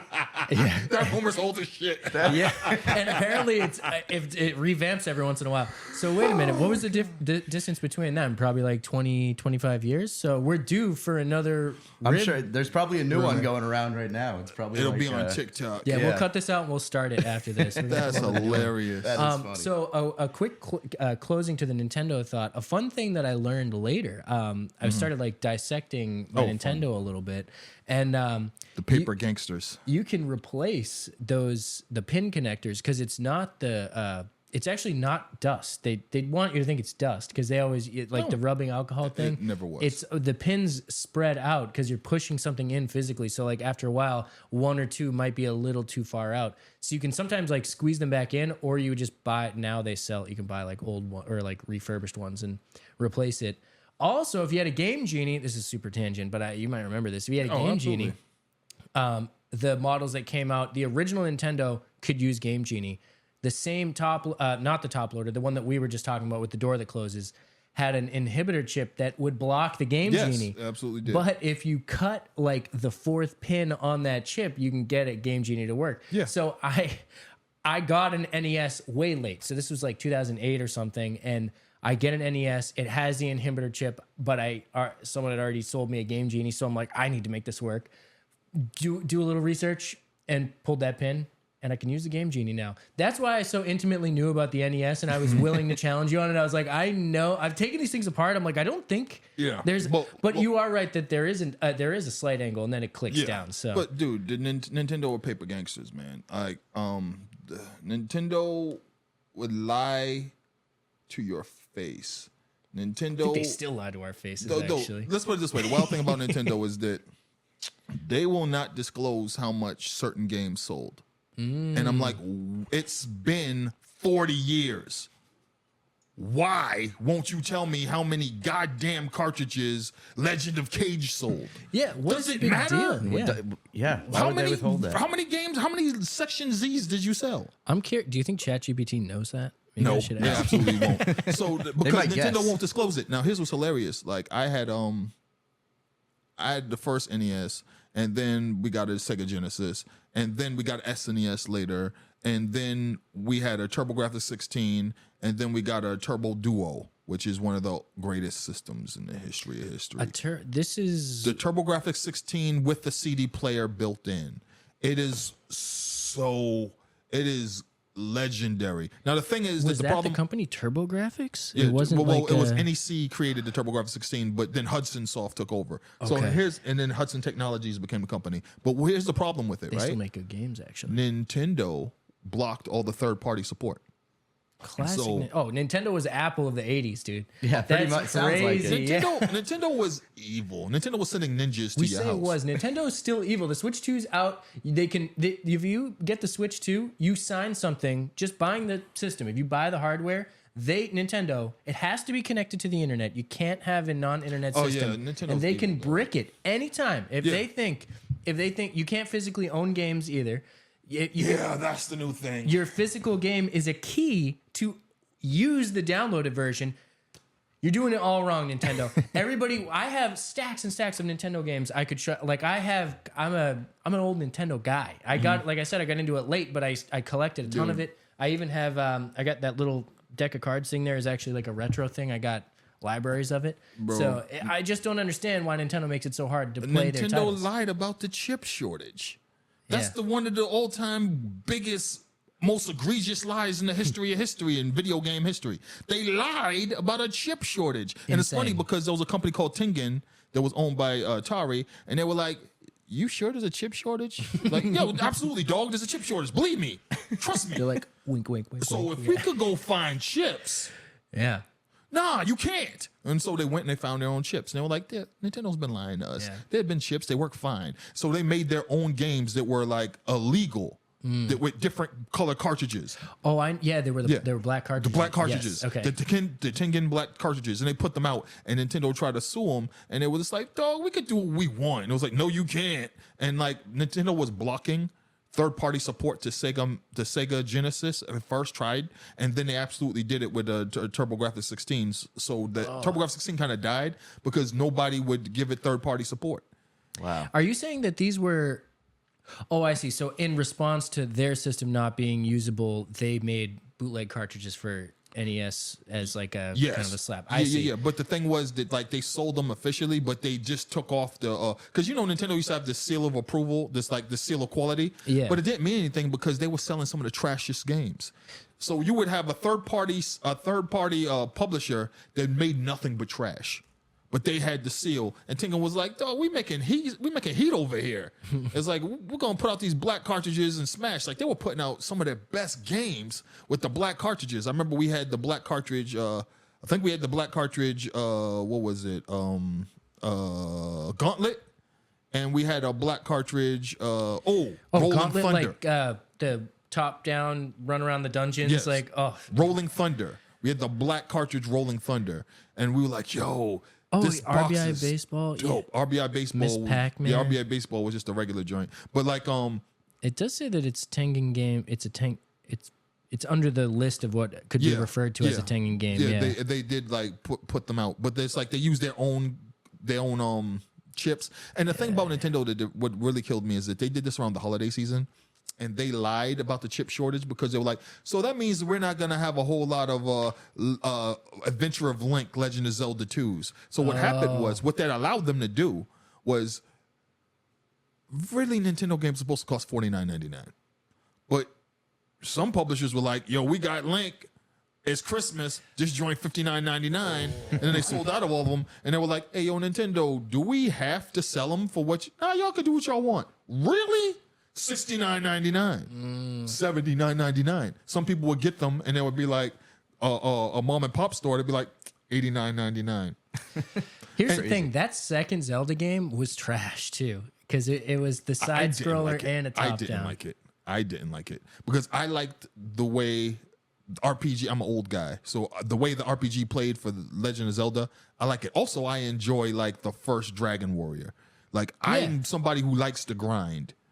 So most people just like, how much did you? I'm on the 8th level. I'm like, I ain't going back there until I'm on the 11th. And I have all the weapons from the next town over. Definitely. So like I was that kid. I was like, I'd be in the cage. I'd be in the cave just like fighting. And then like I leave the cave and I'm like, all right, let me go to the town, sleep. I'm going back in the cave. Easy, yeah. Oh, yeah. I know all about that XP grind. Make sure that you're one-shotting whatever's next. Yeah. That's so fun. Yeah, no, that is interesting. I didn't realize you were so well versed there too.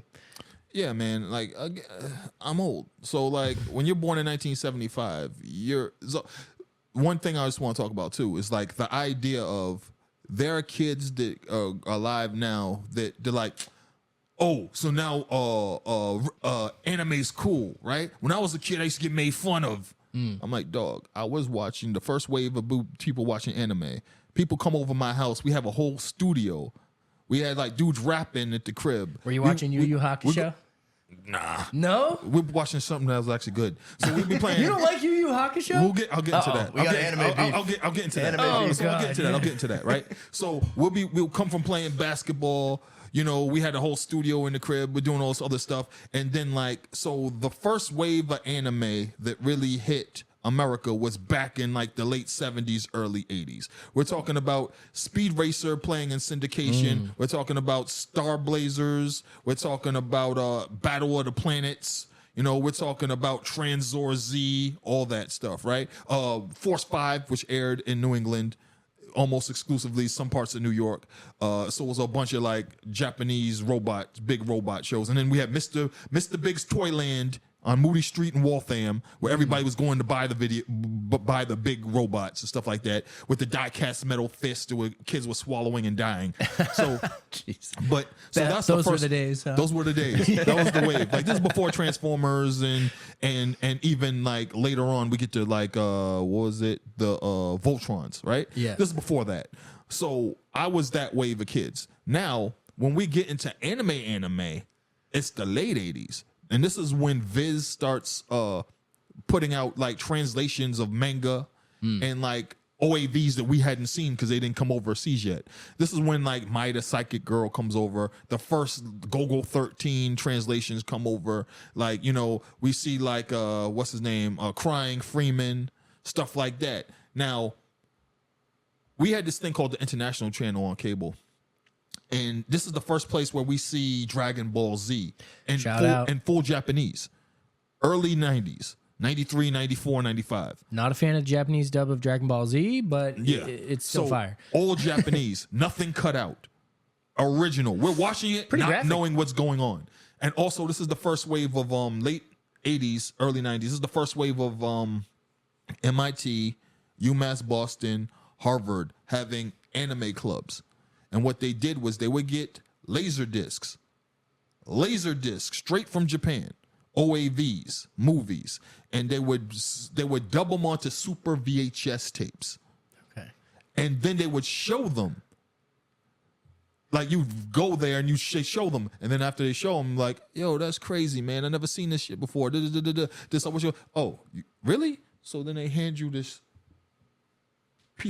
all these pieces of paper stapled together, and you scroll through and you realize it's a buying guide. They were selling them.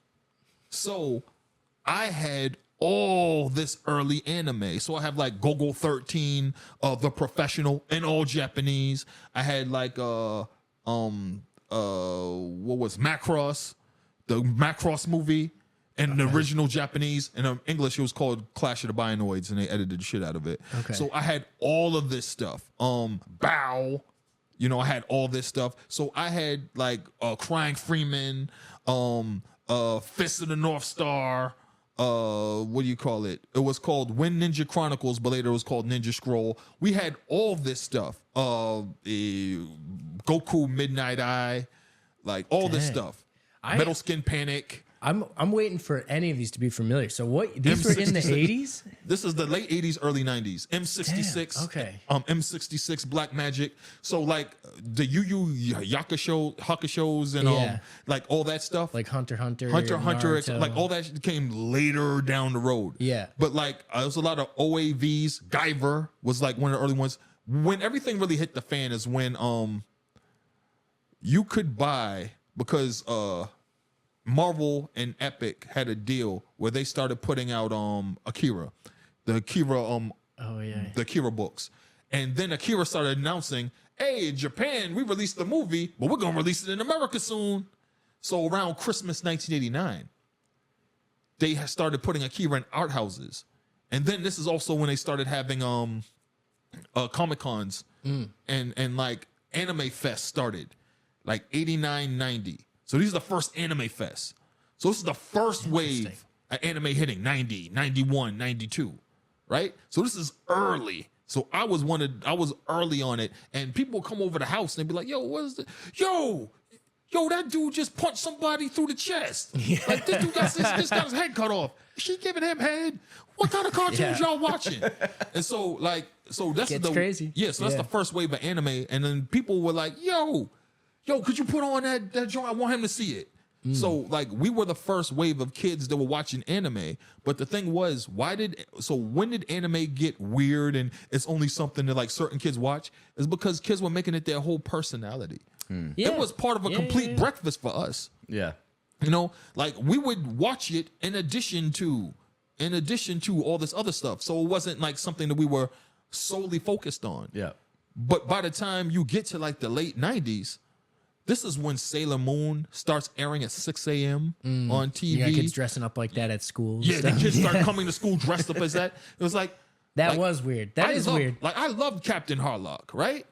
Like I would have a Captain Harlock poster or something. I would have like Captain Harlock, the art books and stuff like that. But at no point was I ever going to dress like Harlock. At no point. Like I had seen pretty much I'd seen a lot of Dragon Ball, but all of Dragon Ball Z before Funimation started showing it on the Cartoon Network. Yeah. And I was They like, did Z first, and then they showed Dragon Ball. Dragon I Ball. was so confused by that. Yes. So Dragon Ball started airing first on International Channel, and then Dragon Ball Z started. And Dragon Ball, we didn't take it seriously. Dragon Ball Z, they'd be charging up for 3 episodes, and then on Thursday, they'd shoot a beam through somebody and they die. And we're like, yo! Hell yeah. Yo, did you see that? Dragon Ball Z would get me so hype. I'd take like a shopping bag and I'd throw it up in the air and I'd just be like boxing it to keep it up like while I was watching the show. So fun. So the air juggle too, right? Because also the other thing was like we were always in Boston was a city where the arcade ruled. Kids in Boston loved arcades so much that they made laws to restrict arcade access. Like Teddy Bear Arcade, they quite literally had laws. Who could come in, what age you had to be, when you had to be, you have to have an adult with you. Was this the 1940s? No, this is the 80s. This is because Teddy Bear Arcade opened in 81. And so you had Teddy Bear Arcade, then you had what they call Family Arcade right there in downtown Crossing near Chinatown. So right where that theater is, that used to be a movie theater right next to it. And then there was another place called High Voltage. And like, it was a crazy stretch. But like, everybody was down there. So you had those 2 arcades and everybody would be in there. And so there was this game system, man, called the Neo Geo. And the Neo Geo cost $650. It was a home arcade system. and all the drug dealers. It was like a badge. It was like a badge of like, you know, for the drug dealers to have. It was like a status symbol, and there was a silver and a gold package. And if you got the silver package, you was a punk. You had to get the gold. So the gold package meant that you got the system, you got 2 controllers, and you got a game that came with it. But you had to cop more games there. There were a lot of places. There were a couple places in down in like Chinatown where you could go to like mom and pop stores and you could get like Neo Geos and you could get like the games and stuff like that. Did it have slots in it? So it was like a whole arcade system, or was it like a Nintendo? You put it on the TV. It was quite literally. It was a console. So if you look if you look up Neo Geo AES, it was black and gold, and it had a slot, and the cartridges were huge. For that price, that's okay. I've seen these before. Yeah, the games. So you know when Nintendo like your game might cost $49.99, but if it's like a certain kind of game, it might cost $39.99. Neo Geo games, bro. Yeah, it's $149. You go across the street, it's $169. Wow. You go over there, it's $179. Well, it sounds like they knew it was a status symbol, so they're like, "Oh, you're willing to pay." You're willing to pay. Yeah. And the thing was that like nobody else had it. Who else is gonna have it? Right. So either drug dealers or your super rich friends had it. And when you live in the South End, Lower Roxbury, near the Back Bay, your drug dealer friends had it, and so did your super rich friends. And did you say this was in the same time, like the 80s, like 87-ish? No, this is the late 80s, early 90s. So this is like 1990, 91.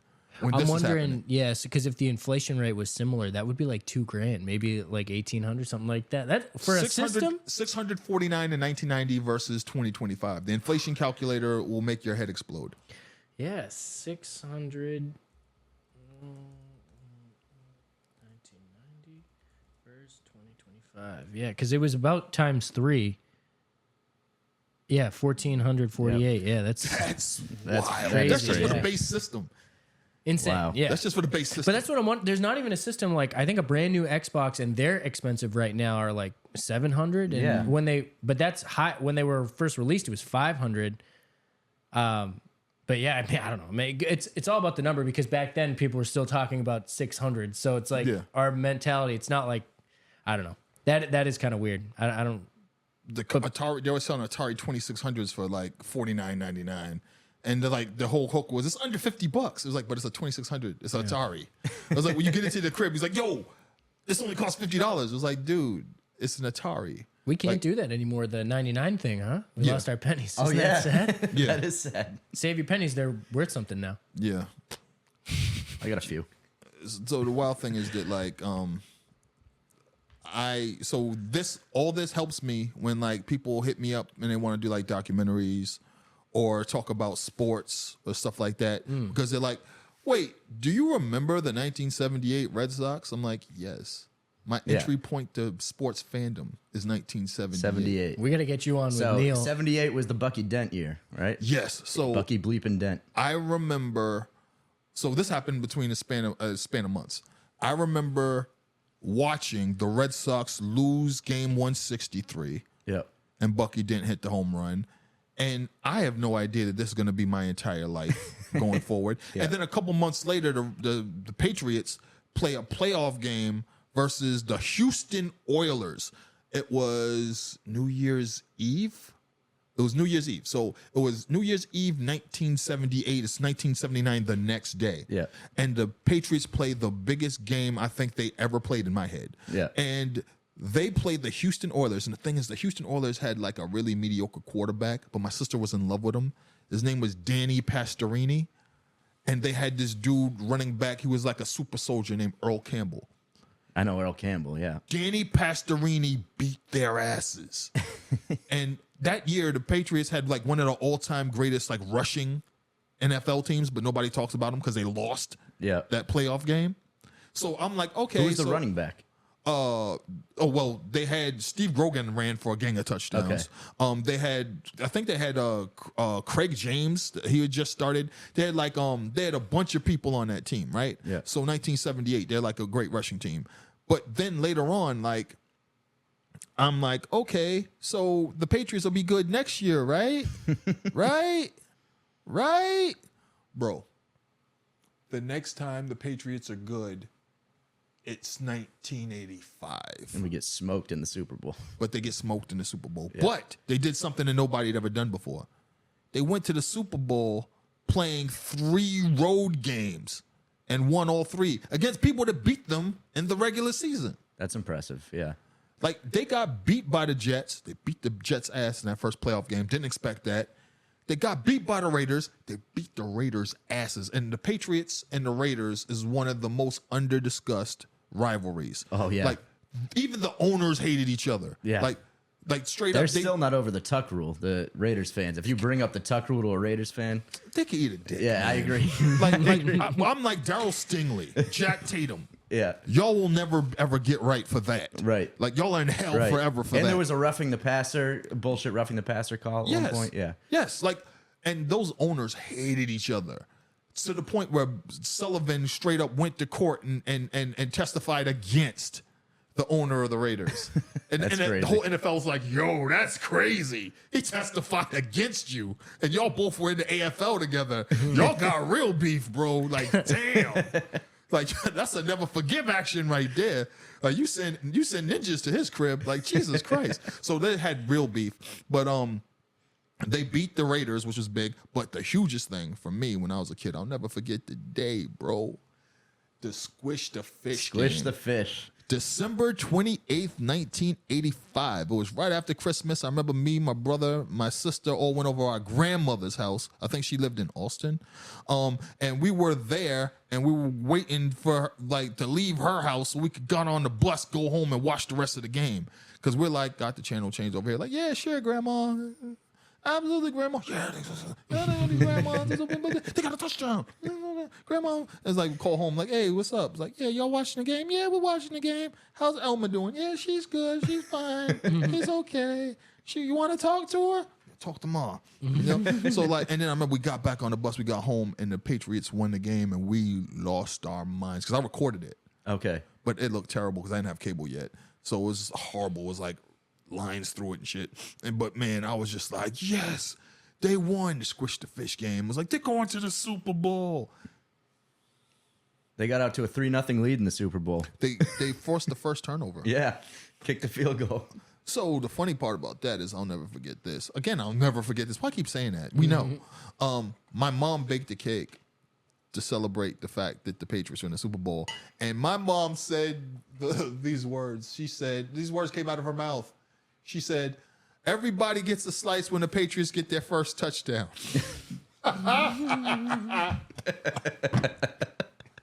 You can't say something like that. Oh, God. Yeah. Now, what's It was funny about over that? after that. They forced the turnover, right? So Yeah. we're like, oh, we're about to get this kick early. They get the field goal. Tony Franklin kicks a field goal. They're up 3-0. It's like, yeah. But damn, I wanted a piece of cake. It was like, that's all right. They'll get the touchdown on the next possession. Don't tell me you guys waited the whole game. They didn't score all game, right? A touchdown? They didn't score to the end of the game. Till the very end. The end of the yeah. game. They scored 44. I think the Bears scored 44 straight points. Yeah, so it's 44-10 was the final? It was 44-3 before they got a touchdown. And then they got a safety. Suey got a safety, so they lost 46-10. 46-10. And it was the most lopsided Super Bowl ever. And Until Did you guys I think ever eat cake? Seahawks Broncos when they beat Peyton Manning like 45-3 or something a few years ago, I think. there was a was 55-10 in there. There was a 55-10 in there with Okay. the Denver Broncos or somebody. But Yeah. the thing was that was what I had to live with. And then on top of that, that was how 86 started out. Yeah. That's how 86 started out. Then you got the World Series. Then I got the World Series, and I cried myself to First, sleep. the Celtics win the championship. Well, the Celtics won the championship, Yep. but I cried That was myself a to crazy sleep. year, 86. I cried myself to sleep. Yeah. And then there was a brawl at the what school did I go to? The Timothy. There was a brawl in the Timothy cafeteria after the Red Sox lost Game 7 because people couldn't stop talking about it. Like, yo, shut up, stop talking about it. Shut up, stop talking about it. Why don't you do this? I wish you would try something. Next thing you know, just kids just beating each other up. And it was crazy because back then, this is going to sound hilarious too. Have you ever heard of Chow Daddy? No. So this is a aside. That year, all of the food that we had came wrapped in this foil, a silver foil with red Chow Daddy logo on it. Chow Daddy. So Chow Daddy was the official mascot of the Boston Public School lunches. Okay. Grade D, but edible. Is that what it was? Bro, look up Chow Daddy commercial. Okay. great. This This is is funny good because history. you've never seen it, but we lived this. Yeah. The Chow Daddy commercial is. It's funny because like I remember the first Thanksgiving we showed it to the kids. 1987. There it is. Oh, I should probably play it with no sound because we're gonna get flagged. What is going on right now? You see, it says Chow Daddy on his shirt, right? Yeah. Oh, That's the logo that was on all our food. And this is the mascot? That's the mascot of Boston Public School lunches. Okay. what do you mean? Oh, you're saying that's terrifying, dude. We're gonna put up a picture of that. That's It's a little terrifying. It's a little that's scary. Crazy. What? Chow Daddy. It was There's- on everything. All I gotta say is, through a 2025 lens, there's red flags all over this. I agree. I agree The with fact that he didn't really do he really didn't do his thing either. That's really terrible. The moonwalk. He didn't do the moonwalk. Somebody else did the moonwalk for him. Oh, that's hilarious. They he's cut to doing- the feet. Yeah, he's stunt doing double. this. Hey, I can't moonwalk. I'm black. Why can't I moonwalk? But yeah, that was man. hilarious. But yeah, man, I remember that. But like, this is the reason why I get called do all these things, because I have this memory. And it's like, okay, we can pretty much go to you for anything. You're a Red Sox fan? Absolutely. You're a Celtics fan? Definitely. You're a Patriots fan? Hell yeah. The Bruins? So the thing about the Bruins, right? But like, again, when you grew up broke in Boston, you had, this is the channels you had, bro. Channel 4, Channel 5. No. Channel 2, Channel 4. R.I.P. Channel 5. That's wild, right? Channel 7. Channel 10 came in really fuzzy. I don't remember where that was. Then down here, you had 25, 38, 56, occasionally 64. I think 64 was out there, but it had like a receiver in Rehoboth. So it was supposed to be like Rhode Island, Providence. I think it was Providence, but it had a receiver in Rehoboth, so we could get 64. 66 we had for a hot minute because of V66. Then you had 68, which was WQTV, something like that. That was it. 4, 5, 7 didn't always come in clear. 2 always came in clear. So 2 and 44 always came in clear. So that means that a bunch of broke kids are going to be watching a lot of Doctor Who. We're going to be watching a lot of men running down corridors. There was I think Channel 2 is what showed Monty Python's Flying Circus. Okay. Are You Being Served? Faulty Towers, Red Dwarf. So a lot of that. So we're learning a lot of British shit that we're not supposed to be knowing. We're learning dry humor. We're going to encyclopedias to find out why the Battle of Hastings in 1066 is supposed to be funny. Stuff like that. But like the other thing about that is that like you have 25, 38, 56, 68. And that means that we're watching a lot of like cartoons. We're watching a lot of movies. We're watching a lot of Beach Blanket Bingo. We're watching the Monkeys when it turns summer, because that's what happens. They switch over to, we're watching Gidget on channel 68. And we're watching a lot of the Bruins at night because channel 38 shows Bruins games, and I can't remember which channel sold Celtics away games, but we're watching the Bruins. You know what? It's coming in clear. We don't have a choice. Yep. I learned what a blue line is. I learned what icing is.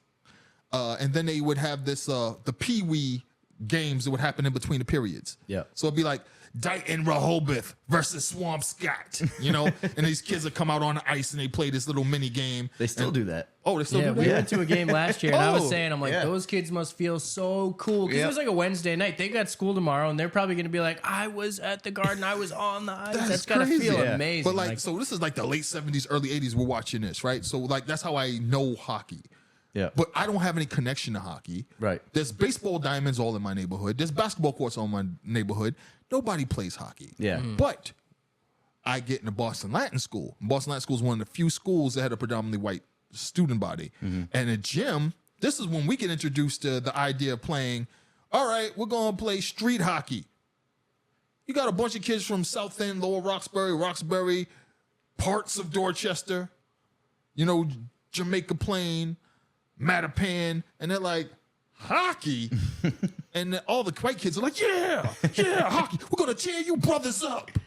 And we're like, it was like that immediately? Yeah, it's like that immediately. Because they're like, we can't beat you all at basketball. Yeah, they're like, this is our chance. Okay. Yeah, they're like, this is our thing. We would play football at gym. We'd be running a damn option on these kids.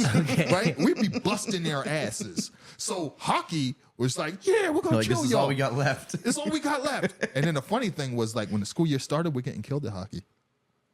By the end of the year, we're doing and one tricks. Yeah, I mean, we're busting their asses. So like that was our experience. But like I learned hockey going to Latin, and then the thing that changed everything was video games. You create games like ice hockey for Nintendo, and then the big thing was Blades of Steel. Blades By of Steel. Konami. It's actually really funny. Used to be his nickname in high our school. math teacher used to call him. His last name is Steel. So Yeah, call him Blades of he Steel. used to go, Blades of Steel. Blades of Steel. And the thing that pissed me off the most about Blades of Steel was that, the Bruins are an original 6 franchise, and there was no Boston team in Blades of Steel. That's crazy.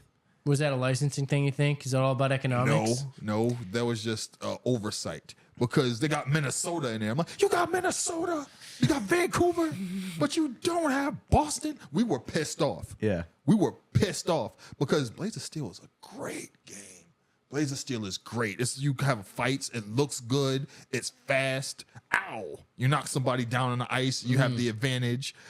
Somebody gets in the penalty box, and then you have Blades of Steel is dope. But then, like, what it really kicked off was when EA started making the NHL games. Oh, or like Hits and Blitz, if you ever played those. Those Yeah. were a little crazy. But the NHL games for EA, Yeah. the Sega Genesis, the SNES versions, that's when it was on. By the time you get to NHL 94, it's a phenomenon up there with Madden. Yeah. Like, you couldn't go into anybody's house and not see NHL. You had to have Madden. You had to have the college football one. I think, what's his name? Whoever the coach was I at the had time. that one. It was like 03 or something like that. So you had, I'm talking about, this is like 93, Oh, before 94. that? This is Yeah, 93, okay, 94. This is when they okay. didn't have the license Then for I the had a teams. different one. Yeah. Yeah. College so- football in 03 was just like NCAA football. Yeah. I think that's what it Yeah. was. Yeah, Yeah, but back in the days, they didn't have the licenses. So Okay. quite literally, it'd be like College Station for Texas A&M. Chestnut Hill for Boston College. Like, you couldn't say what the team was. Interesting. SC. I'm like, bro, come on. I remember playing NCAA early 2000s, and they didn't have the licensing to put the players' names on there, obviously. But they had, like, if you played Boston College in 2007, the quarterback was number 12, and he was built like Matt Ryan. Yeah. But they couldn't say he was Matt Ryan. Yeah, so Yeah. one of the first things I noticed too back in the days was one of my friends was this dude. He played for Florida State, Randall Jackson, and Randall went to Florida State. He was a McDonald's All-American, played at Winchendon Prep, and he got pissed off because he was like, in the East Bay catalog, Nike sells my jersey number. They sell my jersey, but my family can't get my jersey unless they jump through hoops because it's a violation. Like, it has to be gifted to them, or someone has to buy it and give it to them, or because there's all these different hoops you have to jump through the NCAA. He's like, but the game has me with my armband. Yep. It dunks like me. Right. Has my haircut, even though the pixels are tiny. It's like, everybody knows it's me. Right. And then, like, they sell, you go to, like, what do you call it? Athlete's Foot. You go to a Foot Locker. They sell my jersey in there with my number on it, and I can't make any money off of it. And my family Crazy. can't even have my jersey. that is crazy. That is. And that's way before we get into, like, them being sued by Ed O'Bannon, later on, because it's the same thing he experienced. He was a big-time player, him and his younger brother Charles at UCLA, and he experienced the same thing. The video games, he's on the cover of magazines. People are selling merch with him on it outside the arena, but he can't profit And he's from it. not seeing anything. Yeah. But, like, that's, like, wow, because my memory allows me to do these type of things. So that's why you see me in Celtic City. That's why you see me in Believers on ESPN, which I didn't know was going to ESPN. That's why, like, you see me in that. I think the first joint I did was for PBS. I did American Symbols, and that was the Fenway Park episode that I did for PBS. That was fun. It was me and Howard Bryant, and then me and Howard Bryant did the Celtic City thing. And they didn't know what Celtic City was going to be called. And again, that was me and we have to talk about that. the actually. Boston sports guy. Yeah, we got to talk about that because I followed you on Twitter for years before you switched to Blue Sky, and I knew you were not a huge Bill Simmons fan. So when I saw that you were working on a documentary with him, it caught me by surprise a little bit. So first, what was your issue with Bill Simmons before, and how did the documentary come about? All right, so Bill Simmons sometimes has these wild takes. Yeah. Right? And the issue is that Bill Simmons is tagged as the Boston sports guy, right? What does that mean? Because everybody's image of Boston runs pretty counter to what Boston actually is from my experience, right? Like my Boston was a bunch of dudes wearing Adidas, going to BNBL games, going to, in the summer going and trying to play in the BNBL, going to the Boston shootout, in the summer, like Boston shootout. We had Kenny Anderson on recently, and he brought that up. Oh wow. Yeah. He has to be in my documentary then. He said he dropped like 80 something points at the Boston shootout or something. I don't know. If I know the exact number. I saw that clip. I don't know if he was lying. I saw that clip. I know the exact number. Okay. I know the exact number. But like, Wait, what is it then? so he has the record for most points scored in an individual Boston shootout game. Right. Okay. But the overall scoring record is, of course, the guy who played 12 games in it, and that's Patrick Ewing. Okay. But Patrick Ewing played 12 games. Yeah. Right. But has the individual scoring record. Okay. Now I'm gonna do a whole documentary about it.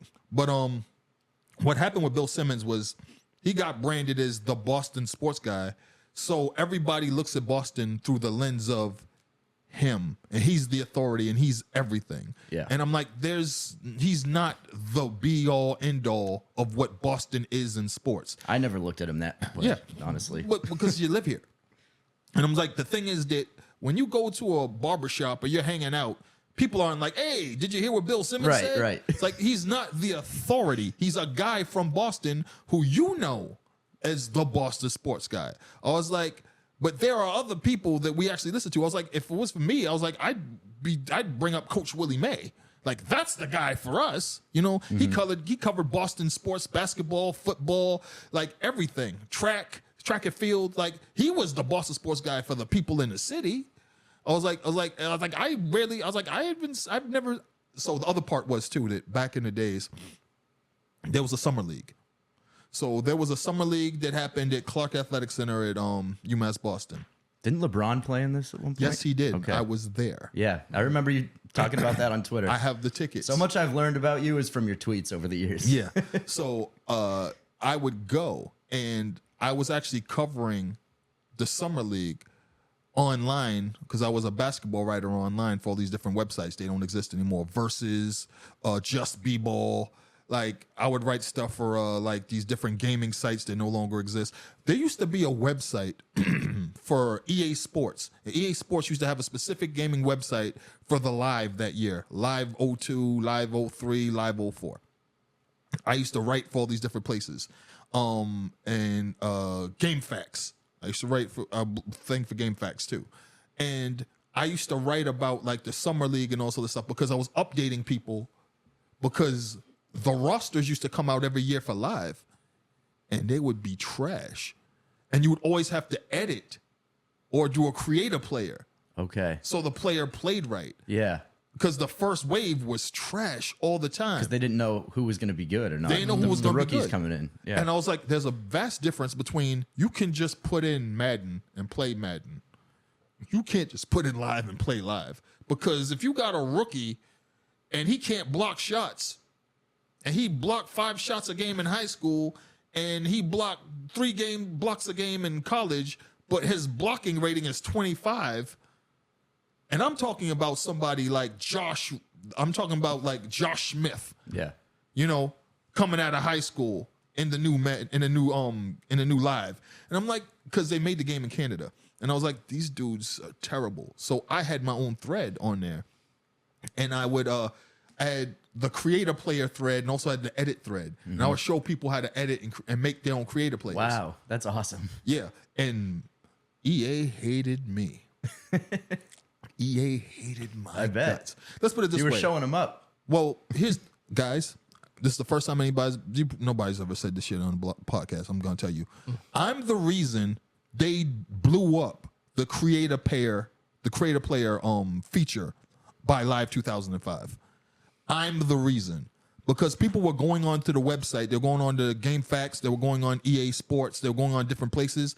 Someone made a dedicated website with all my player edits. Wow. And back then, you could just put in Face 5, this. You could just make anybody. Yeah. So what happened was people would hit me, thanks to my memory, and like me doing research. They're like, hey, yo, could you make Dr. J when he played at the Rucker? Yeah, easy. Yo, could you make Daryl Griffith, Dr. Duncanstein? I was like, yeah, absolutely. You could make a young Elvin Hayes? Yeah. That's amazing. And then when it really blew up is when And One came out and Street Ball hit ESPN2. Mm-hmm.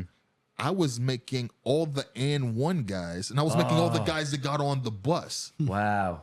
I was doing all the high school players.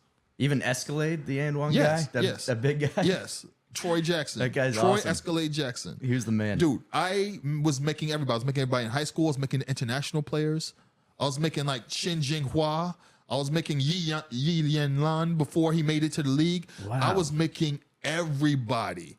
And they just got pissed off. EA should have hired you. They should have hired me. That would have been the Basically- smart thing to yeah. do. Basically, what I was doing was I was angling for a job. Yeah. And they just hated me. So they kind of blew up the whole creation zone because they were like, they randomized it and it was to the point where people were like, I just go out and get Live 03 and Live 04 and Live 02 and I just use yours. Yeah. And I just keep playing that because they completely botched it. And then and what happened was Live imploded and they lost. And now everybody gets to 2K.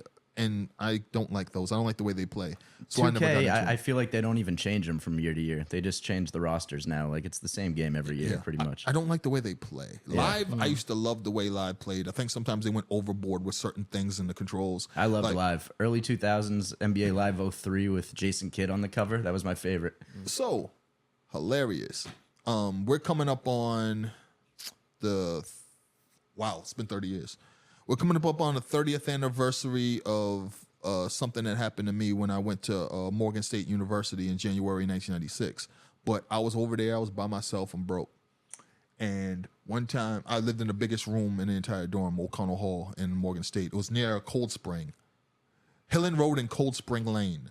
There was a Cold Spring next to the dorm. It was the weirdest thing. You wake up in the morning to the sound of a cold spring, and then when you left your front door, there were a bunch of ravens at your front door, huge ravens that didn't move, and they would just caw at you, and they would attack you. Oh, wow. Yeah, so I was like, fun. this sounds really nice. And then it took a turn. Yeah, it took a turn. So you would wake up to caw. Baltimore's another animal. Yeah. Right? And so what Ravens are happened was scary. I would just be there, I'd be broke, and I'd be in my dorm room, and I'd be playing Live 96 on and in Live 96 you had to put in the names of all the rookies, and then it'll go and it would appear, but you could edit, and the editing went from 50 to 99.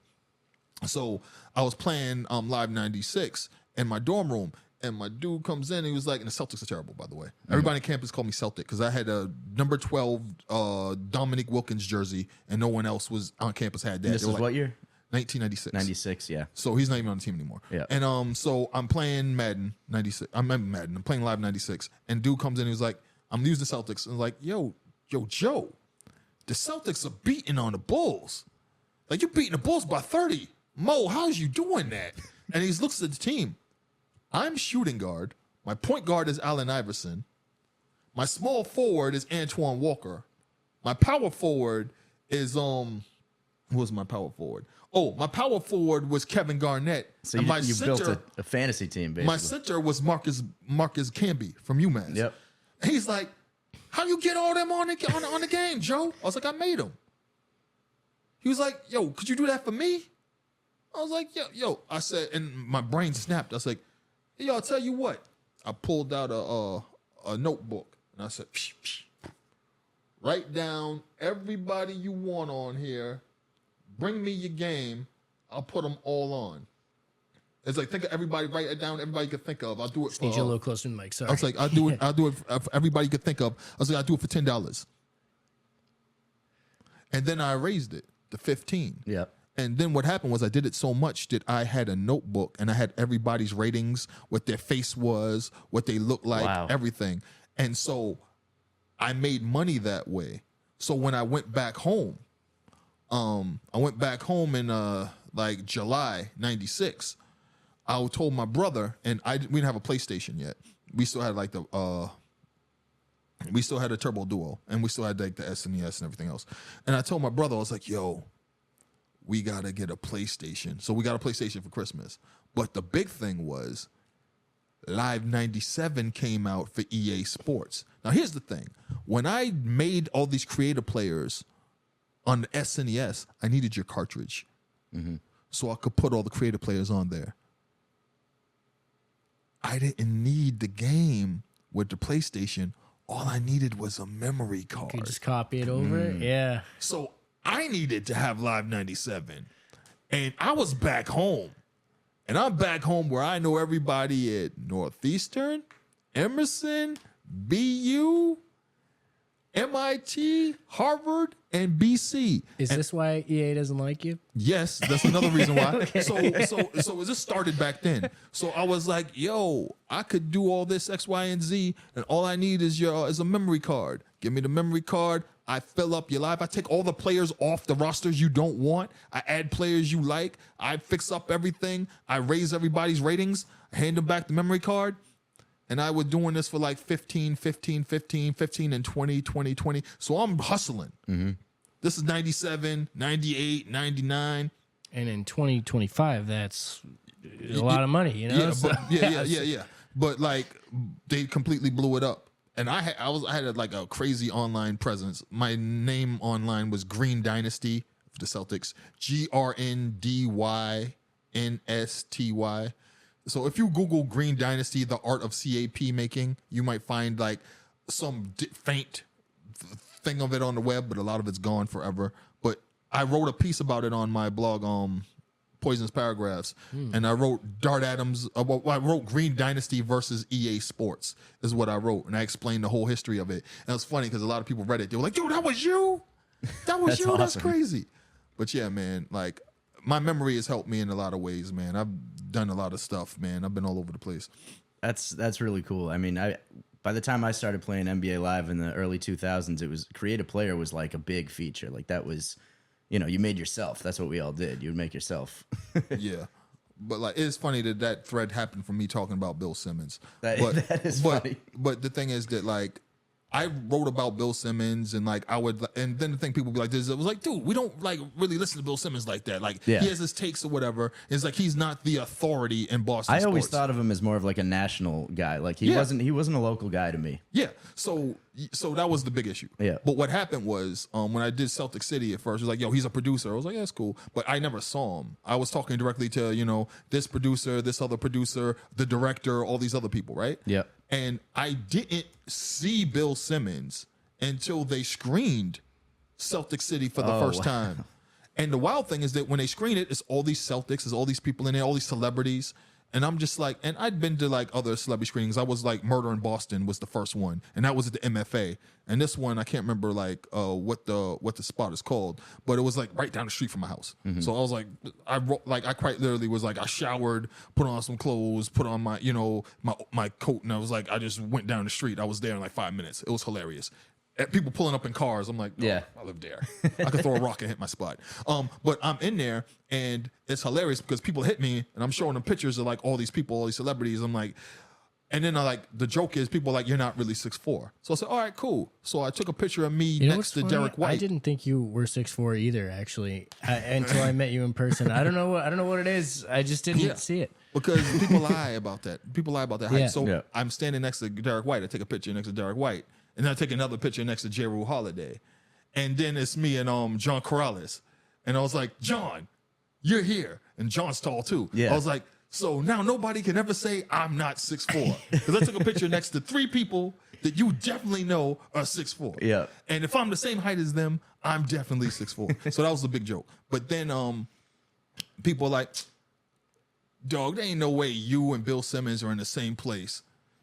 I Ain't thought no the way. same thing. I thought the Yeah. same thing. And I was like, fine. So basically, I walk up to him. I was like, Bill, people are saying it's like there's no way Dart Adams and Bill Simmons are in the same space or within 100 feet of each other. So could we just squash all this and just take a picture of him so I can send it to all these people? He's like, yeah, absolutely. So I take a picture next to Bill Simmons and I send it to him. I was like, see, proof. Me and Bill Simmons in the same place. And that blew a lot of people's minds. Yeah. And then we started talking. And he was talking about how the project didn't have a real name yet, and it didn't round out. We didn't figure out what it was going to be, and a lot of it had to do with the conversations that I had and other people had in the documentary. Then it was figured out, oh, this is the angle, Celtic City, because about the relationship the people in the city have with the Boston Celtics, and also the Celtics, their role and where the city is at the time going through the years. The Boston Celtics have been around for 80 years, bro. 80 years. 80. That is wild. And the Celtics weren't winning at first. The NBA wasn't even NBA, it was the BAA. And we all have to remember, basketball was not a major sport No. on the landscape. People who played in the BAA and then later the NBA, they had a second job. Yeah. They had to get a job in the offseason. You would wild. call, and let's say somebody got drafted, right? I love history. You would get drafted, like, hey, how you doing? Hop along, Cassidy, Idaho University. So here's the thing. You got drafted by the Fort Wayne Zollner Pistons. What? The Fort Wayne Zollner Pistons. So here's what's going to happen. We can send you a ticket so you can come down here to try out for the team. If you make the team, you'll make this much and this much. He's like, bro, I got a job when I graduated for 3 times that. Yeah. I got a company car. I got a girlfriend with a rich dad. Ain't no way in hell I'm going to go down there and play for your rinky-dink ass team. Fuck out of here. Click. Yeah. So this is what would happen in the early days. Yeah. You know, and then sometimes somebody would come down, they play, you know, they figure it out, and then they would like barnstorm during the off season, or they get a job during the off season. They would model during the off season, you know, they would sell insurance, Yeah. teach people how to drive, teach people how to dance. You know what I'm saying? Yeah, yeah. Use their local celebrity to get an endorsement deal of some kind. We were talking with one of his coworkers at Fenway recently in the podcast, guy who's been working there since the 60s, and he was talking about meeting Ted Williams one time, and it was some event where Ted was trying to sell a fishing rod because he wasn't making enough money playing Yeah, baseball. you He was trying need to sell extra fishing money. rods. Yeah. Insane. Yeah, because, dude, you have to understand that professional sports being a huge economic thing was not always the case. And then sometimes in the old days, only certain players were getting star money. And then, like, dude, how you think the White Sox scandal happened, right? Because dude went into his boss who was like, hey, could I get a raise? He was like, nah, you're getting paid the same thing. So that meant that, okay, these guys are gonna bet on the games or whatever. I'm finally gonna get paid. You know, like, there were people who were all world athletes, celebrities, and they were broke as hell. Yeah. Because there was no way to monetize it. Well, there sure is now. They figured it out. Yeah. Oh, I'd say yes. so. Yeah. Yeah. That I is mean, crazy to think, though. I mean, just like the juxtaposition of nearly billionaire athletes now, and they have larger than life personalities, everything, you know, and then back then a guy could just be like, no, my career is fine. I'm not going to do that. Yeah. It's not as prestigious like at that time. So it's just kind of really interesting to see. Jesse Owens could be super famous and still be super broke. Yeah. It's crazy. All right, I got a couple more sports related questions. Yeah, we're coming. We're just past 2 hours, so we have to hit. We're gonna have to hit the landing zone soon. But we're probably gonna need to do a part 2 with you. It Yeah, seems no, like, we so. could go on forever. That's but hilarious. so going back to the Kenny Anderson episode we had, you you commented on one of the clips where he talks about Jay-Z wearing his jersey. And I've always looked for this because I think I know it from you that Jay-Z wore Kenny Anderson's jersey Yeah. one time, but I can't find the picture anywhere. That's hilarious. So, But tell us that story. Why was he wearing his jersey? because they were on tour. So what happened was they were on the Hard Knock Life tour. The Hard Knock Life tour was the tour basically headlined by Def Jam, but it was a Rockefeller tour. So it's Jay-Z, DMX, Method Man and Redman opened. And you had Ja Rule also on the tour because he did Can I Get A. You had Amil was also on the tour because she had a verse on Can I Get A. And that was basically like one of the biggest stadium tours of the era. And it's also the new stadium tour that opened it up so rap could play in big venues, because the tour that happened before that was a Survival of the Illest tour where rap played in some of these smaller venues with the hardest acts you could imagine. And DMX closed out that show, and they did a gang of shows, and there were no incidents of violence, which made it so that they could do the Hard Knock Life tour. And every stop on the Hard Knock Life tour, Jay-Z would come out wearing a jersey of a player of the team of that city or that region. And So we just need footage of that show. and so Kenny Anderson played for the Celtics, and he's from Left Rack City, Queens. Yep. But he knew Jay, so he wore Kenny Anderson's number 7 there. Now, what's funny is that years ago, my boy Sean was working with Aleko, and all these other people. And what happened was they did a collaboration. And on this collaboration, there's a T-shirt. And the T-shirt was a long sleeve shirt. And there's a picture of Jay-Z rocking the Kenny Anderson jersey. Okay. And I remember buying it. So if you think of where like Rock and Rye or Rock wherever it is right there on off of Boylston Street, right down there past the theater district, where that is, that's where it was. That's where we went. And I went there and I bought it. And I still have that same shirt hanging up in my Okay. So you have the picture. I have the pictures hanging up in my room, and I look at it. It's funny because I can't fit into that shirt anymore. Oh, okay. I hand washed that shirt. This is so long ago. It's like 2018. I hand washed that shirt probably 100 times to the point where I can't fit it anymore. And I just have it hanging up, and I don't know what to do with it. But that picture is on that shirt. I'll go home and take a picture and send it to you directly. I would You know love that. who I bet it would fit perfectly? Me? Yeah. Hey, give me an address. I will ship it directly to you. That would be awesome. I would I'll love just- that. I I didn't mean Are to. you kidding me? I wasn't trying to solicit. You don't have to that, give but it yeah. away. No, I absolutely do, because I look at it every day. I'm like, I can't wear it and I can't give it to anybody. It's just here. If you give that to me, I will wear it on the next podcast we do. Yo, I will send it to you then. All right. Absolutely. I love that. Thank you. Yeah. One more thing I wanted to get to. Ben Coates. Yes. So I try to tell people all the time that if Ben Coates had Tom Brady as his quarterback, he would have been better than Gronk, probably. Oh, absolutely. I've seen- absolutely. Yeah. And you put him ahead of Gronk. I put him ahead of Gronk. So why do you put him ahead of Gronk? Because most people say Gronk is the most dominant tight end of all time. One, Gronk gives me frat boy. And that's Gronk, valid. I feel like Gronk, if I was in Boston the same time as Gronk, we would have fought. Yeah. So, I think Gronk is by far the most dominant tight end of his era. Right. Right? Like the same way, if you ask me who's the best quarterback, I'm going to say Tom Brady. But I don't think Tom Brady's not my favorite Patriot. It's going to be Troy Brown. It's going to be Willie Same. McGinnis. It's going to be somebody else. Yeah. And for me, the tight end that was the prototype is definitely by far Ben Coates. Yeah. And the thing about Ben Coates is that Ben Coates played, don't get me wrong, Drew Bledsoe was good for his time. But Drew Bledsoe also threw a lot of interceptions. But why did Drew Bledsoe throw a lot of interceptions? Because he would force the ball into Ben Coates in triple coverage. But do you know why he would force the ball to Ben Coates in triple coverage? Because Ben Coates would still catch the goddamn ball. Yeah. If you go on YouTube and look up highlights of Ben Coates, you will be like, this is AI. Yeah. There's I no thought one- the same thing because I'd heard about Ben Coates, like the legend of Ben Coates, but I think it was a couple years ago where I actually sat down and watched highlights and I was like, oh, this is more impressive than what Gronk has done, like Yes. from what I've seen. Now Gronk is a monster, right? But Ben Coates was doing this in a league where it was far more physical, and also Ben Coates was not getting the touches like that.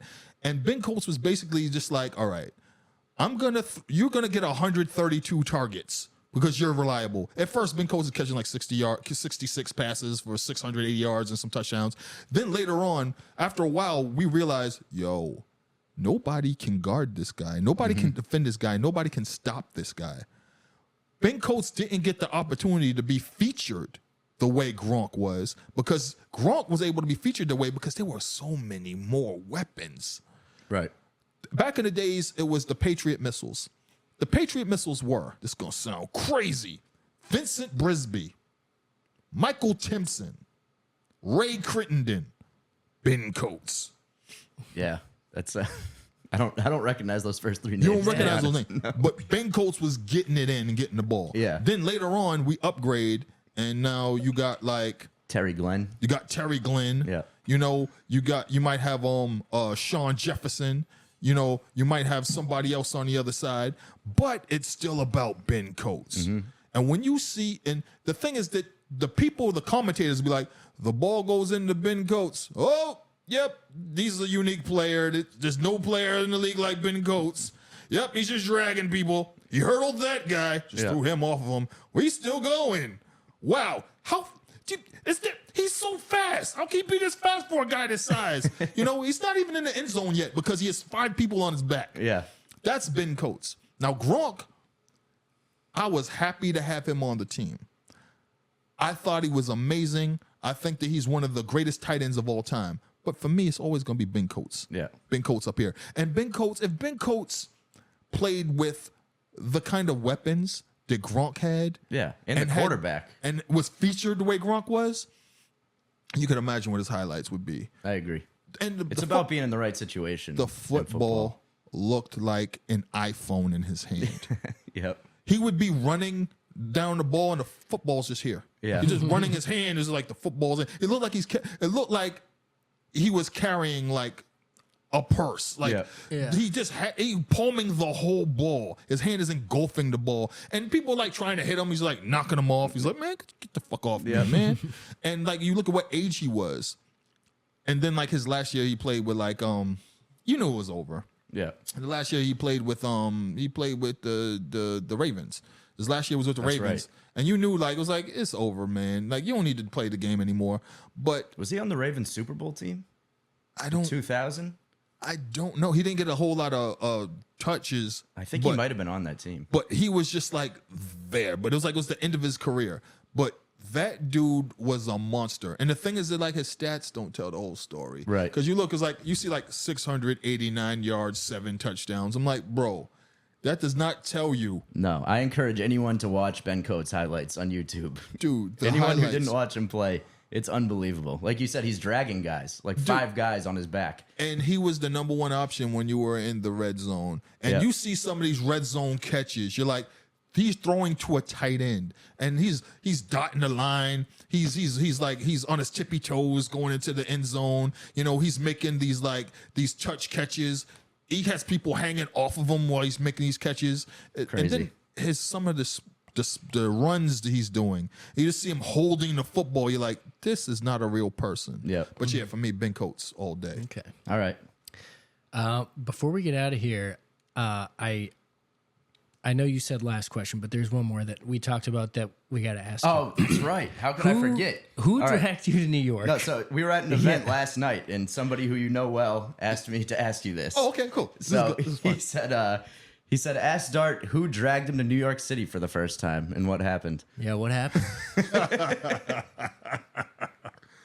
Oh, God. So in 300 words or less. No, I'm just kidding. Wait, yeah, give us a... The guy who used to drag me to New York all the time, and it was like, I'm going, was John Glass. Okay. John Glass used to be like, hey, Dart, we're going to New York. You're coming with me. This is who's going to be in the car. Let's go. But there was this one time that John Glass brought us to New York, and we went to the Lower East Side. Oh, so this wasn't a recent thing. I thought you only just recently went.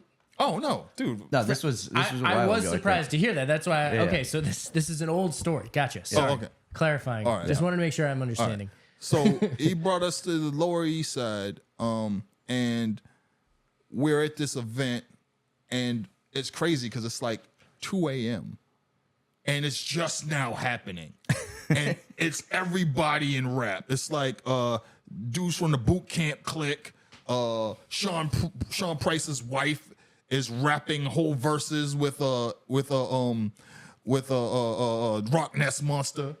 And like, I'm like, what is happening? Razkaz is behind me. Razkaz hops on the mic next and he starts rapping and like all this stuff is like it is 3 a.m. Yeah. And this bar is like nowhere near gonna close. Like not in Boston anymore. I was gonna say, that's the yin yang to New York and I'm and just Boston. like, what the hell is going on? This is nuts. And I'm looking at John, looking at everybody else, and like there's a bunch of other people I know, like J57, all these other people. And then J57 says something to John, and John taps you on the shoulder, and he's like, "Hey, yo, over there is the king of chill." And I'm like, "Wait, what?" He's like, "That's the king of chill." Now, King of Chill, for those of you that don't know, MC Light was on a label called First Priority Music, and there was this dude, this producer, King of Chill, and he was like one of the early guys who was like a drum, like the sample drum producers, you know, like he had all the ill drum breaks and everything else. He was produced for another group called The Alliance. It was called The Alliance of MCs. It was shortened to The Alliance. They're all on Atlantic Records. And King of Chill was like one of these pivotal hip hop producers that doesn't get the credit. And so I'm like, yo, for real? He's like, yeah. And he knew I would appreciate that. So we're outside the venue, and I was like, hey, yo, I'm sorry, man. I'm Dart Adams. It was like, you the king of chill? He's like, yeah. And I'm like, yo, I just want to shake your hand, sir. I want to thank you for your production. The joints you did with The Alliance, Kibbles and Bits, one of the all-time greatest rap records, one of the first rap records where you didn't add the drums and you just looped it. Like, please listen to the demo by EPMD. I was just like going down his career and asking him about, yo, how did you do this and that? What were you using for equipment? And he was just like, yo, nobody asked me these questions. So I'm talking to the King of Chill at like 4 a.m. in Lower East Side, and everybody else is outside and we're talking and stuff like that. And then I was like, I just thanked them for everything. I was like, all right, man, all right, bye. And I just thank John for like always getting me out the house and bringing me to New York, man, because there's a lot of times where it's just like, I'm happy doing what I'm doing and just being out. But like John and other people would just be like, yo, we're going to New York. We're going to do this. We're going to eat a chop. I ate like my second chopped cheese. Yep. Yeah. How is that different from a steak and cheese? It's different. It's in New York. It's just they're Don't they just put it on a grill, chop the steak up with the cheese, and then make a sandwich? Yeah, pretty I much. did that the other day actually, and it was fire. See, that's the thing. Yeah. It's different when you go to New York and get it the Aki way, right? Yeah. Because you're in New York and I got a chopped cheese. It's like, bro, I could make a chopped cheese in my apartment. right. Yeah, I got could get steak. steak them. Yeah. I could get hamburger meat. Right. I could make my own chopped cheeses. That's what New York doesn't realize. We got food too. But I will tell you really don't realize what that. is crazy is that the prices are low as hell In the city? in the city. Because when I got my first ever chopped cheese I got, I was in Sunset Park, Brooklyn with my boy GJ Soko. He's another dude who was like, you got to come to New York for this. So I had a chopped cheese with him in Sunset Park in Brooklyn. And I went into the bodega and I got it. And he told me the price. And I was just like, how y'all fucking open if it's that low? I don't say anything. I give him the money. I'm like, keep the change. I'm like, I'm getting back change. Yeah. I'm like, y'all do this shit all day. I got outside and I was just like eating it. I was like, How much was it? it was like $4.50 or something stupid. Okay, yeah. You And I could was get a just like, slice for like, yeah. I was like, bro, if I go to the if there's a pizza place down the street from me on Tremont, and if I get 2 slices, $10. I'm like, for real? Yeah. I could have got 2 of these. Yeah. And I'm just like, yo, this is wild. How do y'all stay open? And the thing is that New York is so expensive. There's some things they could be like, we're going to keep the price down for you. And everyone's going to go there. And everybody's going to go there. Right. And also, they sell so many. Well, Yeah. they got the volume. Yeah. Yeah, There's yeah. so many Volume people, That's the yeah. thing. is crazy. And it's like hamburger meat is cheap. Yeah. How many we need? You want the buns toasted? Got you, bro. Because the thing is that you might get 3. What is the Aki way? What does that mean? He just makes it that he puts shit that you give him. So Ak is Islamic for brother. Okay. Aki is Islamic for brother. So when you go to the bodega, usually they're Islamic and you call them Ak. Okay. because Ak is like New York slang for brother is short. Okay. So I didn't know Aki. that part. So I didn't know that. yo, Aki. Yeah. Yo, I Ak, just know I'm the getting- guy on Instagram. Yeah, I thought it was just his thing that it was the Aki way. No, yeah. so you get it the Aki way means you went to the bodega and got it from. just that one or like Oh, No, all of any them. bodega, All of them. yeah. Oh, I You thought go- it was just that guy. No. Any bodega, because bodegas are usually owned by somebody from a specific community. Okay. You know, but you got Dominican bodegas. You got these type of bodegas. And it's not the Aki way if it's from a Dominican bodega. It could be because they might not be a Dominican guy behind the grill. And So, that's on me for thinking that there was a Dominican guy behind the grill. And I'm sorry, guys. it might not be because it might be a Peruvian bodega. Because there's different waves of immigrants that came in and bought bodegas. And that's something I learned from Instagram Reels. Yeah. That- You learn a lot from and we just Instagram learned it Reels right now, these and days. so did you. Maybe we make a reel out of this and teach everybody, but we cut should. out the part where I mislabeled somebody. We have a lot to teach from this episode. What was that question from John? No, it was actually from Bedlam. Okay, so that's crazy because Brandon Bedlam, Matt, this man would bring me to New York. He would force me to New York. He would tell me, "You're going." I'm like, "Okay." He's like, "Be here at this time." And I'd be there. Is this and a day trip? You guys staying? Oh no. Anytime I go to New York, he would be the person to bring me to New York. If it was for like a Static Selector event, a party, it would be something for like it'd be something for like what do you call it? It would either be a Static Selector event, it would be something for show off, or it would be a mix of a show off event and also something for duck down. I would always get the call, "Dart, you're coming." And I would be like, "Man, but bring your ass. You're coming. Be here. Have this ready. We're going." And so Brandon was the person who first got me to New York. It's funny because I would go to New York for all these different events. He brought me to what was the event that happened with Joe Budden and the battle, that one-off battle that happened. There was a disaster.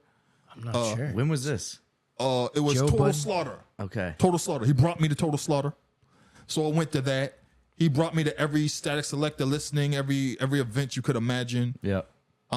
He brought me to one of the last times I saw Sean Price, it was at the Duck Down Barbecue at Betsy Head Park. He brought me to that, and that's when I scared the shit out of Peter Rosenberg. What happened with that? Me and Peter Rosenberg have a horrible relationship. Okay. And Peter Rosenberg always is invited to be the guy that do the intros and the speaking engagements and stuff like that. And he didn't expect me to be there. Yeah. And I ran up on him. I was like, "Hey, what's up, Rosenberg?" He's like, "Dart Adams, you're here." That is funny. And I was like, "Yeah, I'm Dart here." Adams, like I was you're a villain. I was like, "Yeah, I'm here." I was like, and I show him my wristband, which means I'm with the Duck Down dudes. Yeah. And this and this and this and this and this. He was like, "Yeah. So yeah, man, good to see you." And he goes back, and it's hilarious because everybody runs up there like, "Yo, what's up with Pete?" It was like, I said, "What's up?" to him. And he was just like, "Oh yeah," he scared the shit out that boy.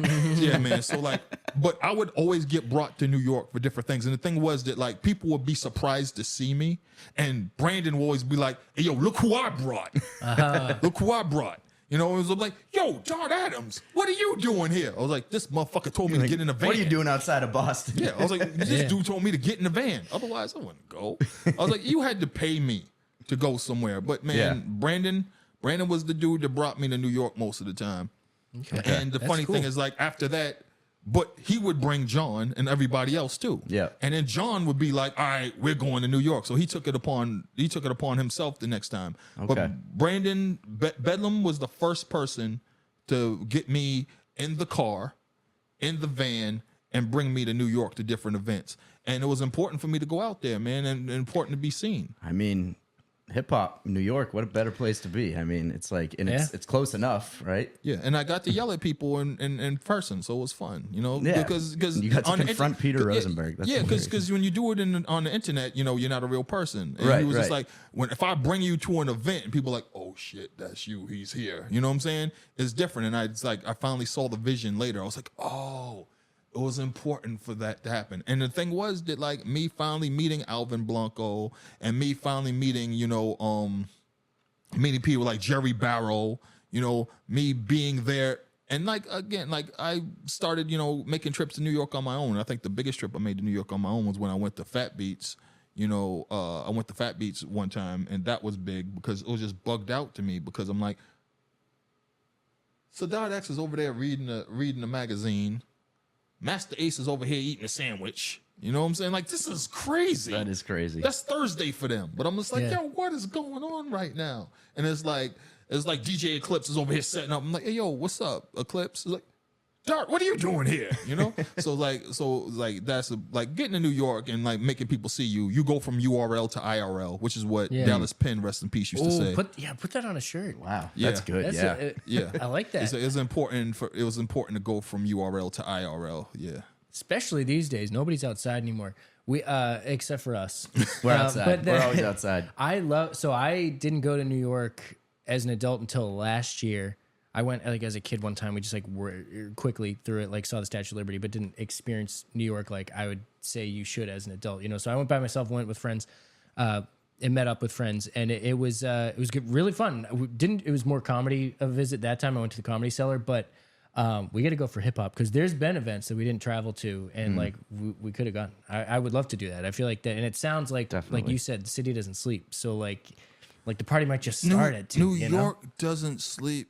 New York is just dirty because it's always in operation. Right. There's no time to clean up. New York is there's no time to clean up, but also New York is wild because I used to go out there back in the days just to like chase women, and when I was broke, which is I don't advise, and I would go out there. I'd be in Manhattan, and I noticed something that bugged me out. Delivery people have to ride their bikes against traffic to get anywhere. And I would be like, synchronized. What is happening? And I remember I told them, delivery bikes are riding their bikes against traffic. It's like, they have to. Yeah. And I was like, I don't want to stay here. That's scary, yeah. If that's a fact of life. Well, if they open a door, you're going to close it instead of getting caught. Like, so That makes sense, actually. It happened to me once on my skateboard. Actually, I was going the opposite way, and someone just threw a door open, and I just closed it on them, and I kept going. It's crazy. With bike lanes now, and e-bikes, and the scooters, it's hilarious because now you can get hit by 4 different things going at different speeds. I hate the new lanes. Yeah, this is another podcast. Drives me crazy. We lost parking, and things are in the way now. Yeah. And you can't pull over if you want to just like quickly run in to pick up your takeout like you used to be able to. Boston? Where's my Boston? But that's a totally different conversation because that does drive me nuts. Too many things. But yeah, I feel like New York has kind of always had that density of like just objects in motion like in every direction. And being filthy. Yeah. Just New York is bad. New York is dirty and it's huge. Like, but it's like, it's the price you pay for the convenience of certain things always being there and having certain things that you just don't have at home. And people will overlook the filth. People overlook all these other things. People look a whole lot because I can go here and get this anytime I want. I can be here and get this anytime I want. I can go here and there will be a venue. I can go to a show here. I'm guaranteed this. And in Boston, sometimes you got to have a long discussion. And sometimes you got to have a negotiation. And sometimes you got to know somebody who knows somebody to get this to happen. Yeah. And then when it happens, you have to hope it's successful. And then you get enough people saying, hey, this should be a regular thing. And it shouldn't go away. Yeah. Whereas in New York has been the case for like the last 25 years. It's just happening. Yeah. Yeah. We're working on it. I feel like the scene is, are we specifically? Making, I mean, like I think we do want to throw more shows and I like would love to, yeah. make Boston more of an event. I would love to. Friendly space. We talk about it quite a bit, so I would say yeah. Yeah, we are. You said that like you challenged me at the end of the episode. So, anyways, thank you for coming on. We're approaching the landing here. Dart Adams on everything. Any Dart_Adams on most stuff. Blue Sky is just Dart Adams because I got sick of the underscore. And please don't try to look me up on Facebook. If you want to look me up on Facebook, you might as well just go to my old high school and my old locker and put something in there because I'll go there before I go to Facebook. I might have sent you a Facebook friend request before this episode, but don't. Dude, I have Facebook friend requests going back like years. I scrolled through it recently. I think I sent you one like 3 years ago, and you haven't accepted it, but it's all right. Okay, so yeah, Dart_Adams or Dart Adams on everything. You got a website we can check you out?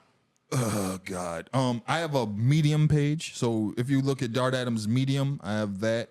I used to have a website, but it was costing too much money. And I was just like, screw it. So I put everything on my Medium page. Quite literally, there's a landing page on my Medium that tells you everything I've ever done. Actually, I have to update it because I did a couple of podcasts and I was in some stuff. So I actually have to update it. But yeah, just if you look for my Medium, you'll find everything. Or, I actually have a YouTube page too. So it's Producers I Know. So the Producers I Know YouTube, you can quite literally go through shows I've gone to and events I've been through from 2010 or 11 till to present day. So, wow. And I think it's important that it's just there. So it's like shows from like 2014 when like there's the show Nas and the Roots did at Boston Calling, just there. Yeah. And like it's like all this other stuff that I went to that's like, yo, that happened? I was there. Love it. That is awesome. Yeah, I feel like there's got to be like some sort of a timeline book or like there's got to be a project to encapsulate all this. First things first, we got to digitize that library. Yeah. But there's a lot to be put down. I feel like you are a museum. Yeah. You're just a museum. What I really need to do is I need to make a real career book with all the pieces that I want in it to replace the Book of Dart. That's the one thing I really want to do because the publisher is a piece of shit. Oh, yeah, we didn't even get to that. We were going to talk about that. There's still so much more we could talk about. We'll get you on again. I told people a long time ago, don't buy the book, just let it rot. But the thing is that eventually I'm going to do a real book with all of my pieces in it that I actually want to be in there and have it actually edited by a professional. So you're not pulling up pieces I wrote for blogs that I didn't want anybody else to see outside the people that went to my blog. They were never intended to be published. So yeah, man. But one day it's gonna happen. It'll happen. Well, we're looking forward to it. I'm really looking forward to it. Yeah. Well, absolutely. Thank you for coming on, Dart Adams, everybody. Dart Adams merch coming soon. I can feel it. And you got those jerseys, Mathematics Athletics too, right? Well, do you have merch actually now? Is that what? So, the work I do with Mathematics Athletics, Boston Legends. We do the banner jerseys. We do the neighborhood stuff. But eventually, it's gonna get to the point where I'm gonna do merch. I had a blog called Dart Against Humanity, and I was gonna do Dart Against Humanity merch. But Dart Against Humanity's been over for 5 years, so I'll figure something else out. But at some point, I'll do some merch, something, because why not? Yeah, absolutely. I think everyone deserves a brand, and as you can see, I love wearing merch, so I get it. Justin Clancy. Shout out to Justin. Yeah, shout out Justin. I either wear white tees or merch, so you got it this time, Justin. All right. Yeah, thanks for coming on. Appreciate you coming on, Dart. Dart. We'll talk to you soon. Hey, no doubt.